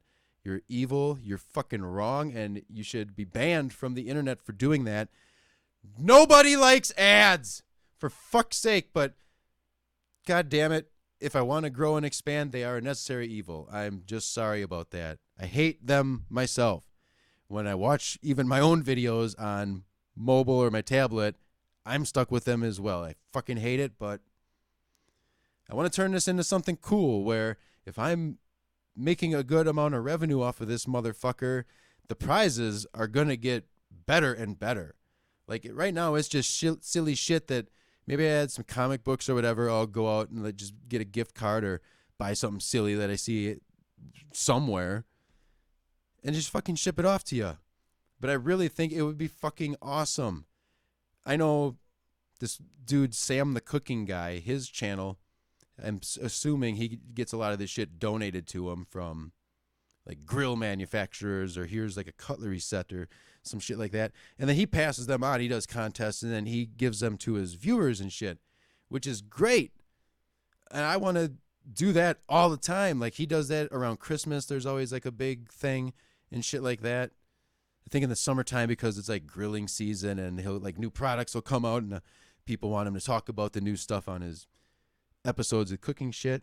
But I want to do that fucking shit, man, with just anything. Like get fucking nuts with it. Who wouldn't? Like, and you can even just sell the stuff if you don't even fucking care. But stuff that I like. I mean, like fucking guitars and shit like that. A telescope. How cool would it be? You get like an awesome fucking, like one of them GPS fucking controls. So you don't even got a Magellan shit out of it. You can just, you have to calibrate a couple fucking bright stars in the sky. There's like a control thing to just tighten it up and then go to the next one. And then you calibrate that star and tighten it up, go to the next one. And now there's just thousands, tens of thousands of things. Like go to fucking Alpha Centauri and then it automatically does it for you. And all you got to do is just put your peeper on the eyepiece and gaze away. It's so cool. Even if you have no fucking interest in astronomy or nothing, man, telescopes are awesome.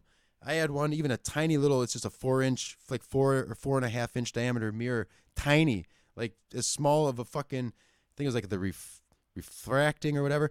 It looks like a fucking bazooka, that kind, not the little skinny kind where it looks like you could hold it up to your eye and see, and not those big ass Dobsonian big fucking things with like the lattice work of metal support structure on it. It's like the bazooka looking type. You gotta fucking, there's like a laser sight on it and you gotta fucking peep through that and try to fucking get it in. and then you look through the eye hole, and then your movements are all backwards because it's a mirror, like a lens bouncing off a mirror in your eyes, so everything's backwards. And then the earth is spinning, so now it's in the frame for a short amount of time, and then you're trying to fucking keep moving your hands. So frustrating, but when you locked in on something, man, the first time I looked at a planet in my backyard was Jupiter, and then I was blown away. I had seen thousands of pictures of fucking Jupiter and endless videos and other shit of Jupiter, but to see it with your own fucking eye with this tiny little set of lenses and mirrors, it's super small. Like I don't even know what you could fucking compare it to. So tiny. Bigger than the inside of like a Bic pen, you know, the tube that the ink is in. It's bigger diameter than that, but not by much. Maybe 50% bigger diameter. So it's super tiny, but you can still see the different colored bands on it. It was awesome. And then I had to wait a while, like Saturn was wherever, and then all of a sudden behind the sun or some shit. And by the time, eventually that was visible as well. And it's roughly, obviously it's twice as far as Jupiter, so it's even smaller in your eyepiece. But holy fuck, to see that fucking thing, sometimes the rings are tilted towards you, sometimes they're tilted away, and sometimes if you look at it, they're head on, just depending on where it is in accordance to you and your trip around the sun and its trip around the sun. But to see that fucking thing, like this orange thing with a fucking ring around it, like it looks so cool, just hanging in just black space. And you're looking at it with you're not obviously Hubble levels of detail, but think I could see one or maybe two breaks in the whole ring system. Obviously, there's a shitload of them, but a little 4-inch telescope, man, you get yourself an 8-inch telescope, like you would think going from a 4-inch telescope to an 8-inch telescope would allow twice as much light in, but it's one of those exponential type things where it's probably like fucking 1,000 times more light is collected on an 8-inch mirror compared to a 4-inch mirror. So I plan on getting one myself at some point now that I have located a dark enough spot in between Waterloo and Watertown where there's almost no other farmers, because farmers have them bright ass fucking yard lights on their sheds and stuff, and that casts a considerable amount. When you're outside in pitch black, like you can see a fucking farm light miles away, like they're terribly bright. But I found a place that is sheltered from all of that bullshit. So 12 miles away, you got Watertown's glow. But I think it's to the east. And most of the cool shit usually happens in the southern sky for us. Up here in, North America, obviously, we're, especially up in Wisconsin, like I think we're over halfway between the equator and the pole. I don't know. But we're pretty far north, so most of the shit, astrological shit happening is going to be looking in a southern sky direction. So that works out. Now this fucking act of researching, like, what's a good fucking GPS telescope? Like Celestion, and they got Orion and a couple other fucking big time names. So process for that'll begin. But wouldn't it be fucking awesome if all of a sudden you just get, and these are fucking expensive too, man. So you're looking at, you could get a $2,000 telescope for free. If I ever get to that point, holy fuck, that would be so awesome.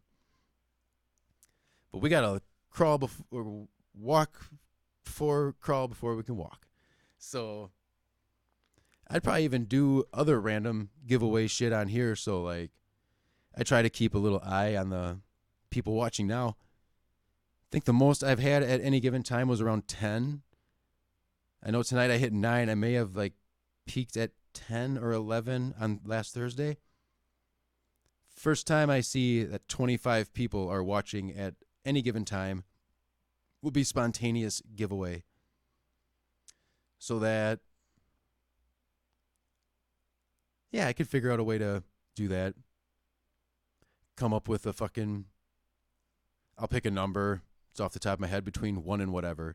And just light up the fucking chat with whatever you think the number is. Closest to the number, you just won a fucking prize. So hopefully, as the months roll on and people realize that this is even happening or find it interesting enough to give a shit about. But we'll see. Coming up with 8 hours of stuff to talk about a week. See if I'm cut out for that, hopefully. I think it'd be fun. Had a lot of fucking fun last Thursday with people calling in and stuff. Just learning about what other people are interested in, where they're from, what they're doing, how they're handling the COVID quarantine. I'm just going to bounce back to it. I hope more Australians call. I hope Daniel Murphy, our resident Australian fan, good day, mate. Hopefully you're a big influencer over there in Sydney? Fuck, you're Sydney or Melbourne. I can't remember where you said you're from. Damn it. Alls I know is that I somehow knew that the one rogue western city in Australia was Perth, and that was pretty cool. Sometimes I wonder what's going on in the entire center of Australia. Is it just a fucking wasteland where you don't get good enough weather off the ocean? Like, is that another thing? Build an artificial mountain splitting Australia in half, and you guys just created awesome weather all over Australia. If you have something to fucking push that hot air off of the ocean up, force it to go up, you will no longer have an enormous desert wasteland of a hellhole country. It's going to take a lot of work, but just start digging. Just start on the west coast and just start excavating the whole coastline and just build conveyor systems, taking all of that material to the center of Australia and just start piling up a big fucking mountain range. How big are the Rockies? They're not devastatingly big. Like some parts are like 9,000 feet in Colorado. You can build a 10,000 foot mountain. Pfft. You just made like an enormous tropical paradise island right there. Tourism out of control. Have to figure out a way to kill off all them dangerous snakes and spiders because fucking mountain or not, no tourists are just going to flock there in huge numbers with all that shit going on, man. I can't remember the fucking type of spider that Dan said he had in that he's waiting for it to expose itself. Like, how dangerous does a spider have to be to where you can't even risk going in your own garage because that fucker could sneak attack you? And I've seen enough videos of those motherfuckers over there where either anti-venom doesn't work all the time or it may not be readily available, or unless you are 2 steps away from a hospital, an anti-venom might not save your hand or some shit. There's got to be a way. Can we get CRISPR technology to genetically modify these motherfuckers so that when they reproduce, it's like they're genetically putting a ticking time bomb in so that their offspring are born and then they all die before they reach sexual maturity. And that would be a pretty good way to go. So the ones that are alive now can reproduce, but all their offspring are going to fucking die. I wonder if that would be effective. They talk about doing that shit with mosquitoes, somehow making mosquitoes fucking something so that when they breed, something goes wrong or some shit. I don't know. I really need a bigger monitor. Or if anyone knows how to make the YouTube chat bigger on a fucking tablet. Like, I need to make these letters bigger. No, the fucking thing is right there. I just can't read it.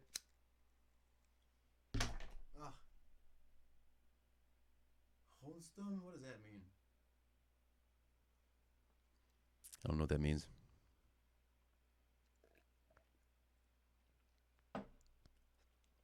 Oh, shit. 20 minutes.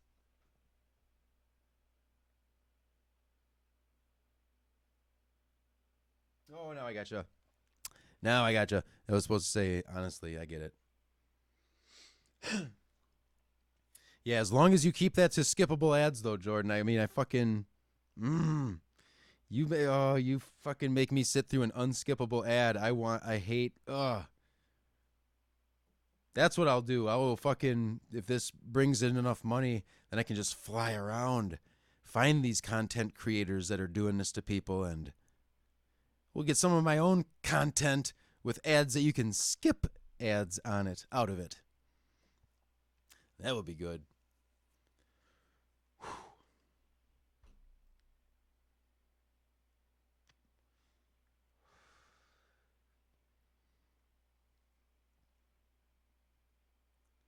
So yeah, we got nearly 4 hours in the books.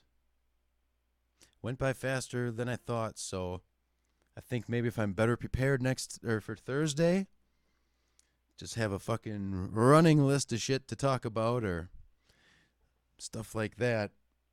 It'd be a lot better. Keep the flow going a little more. This really is a lot harder than you think. Especially when you keep losing your train of thought for some weird fucking reason. Like, you should probably have a doctor look into that. See what the deal is.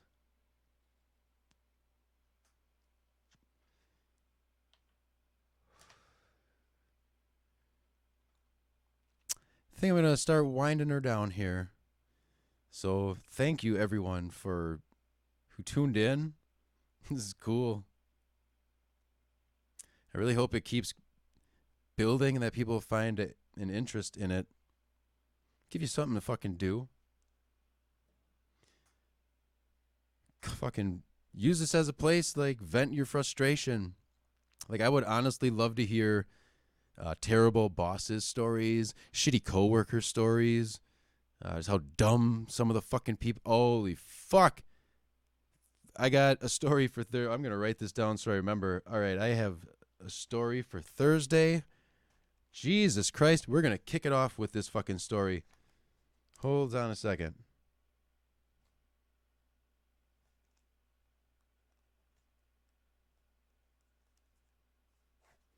Fucking triple underlined that shit. This is nuts.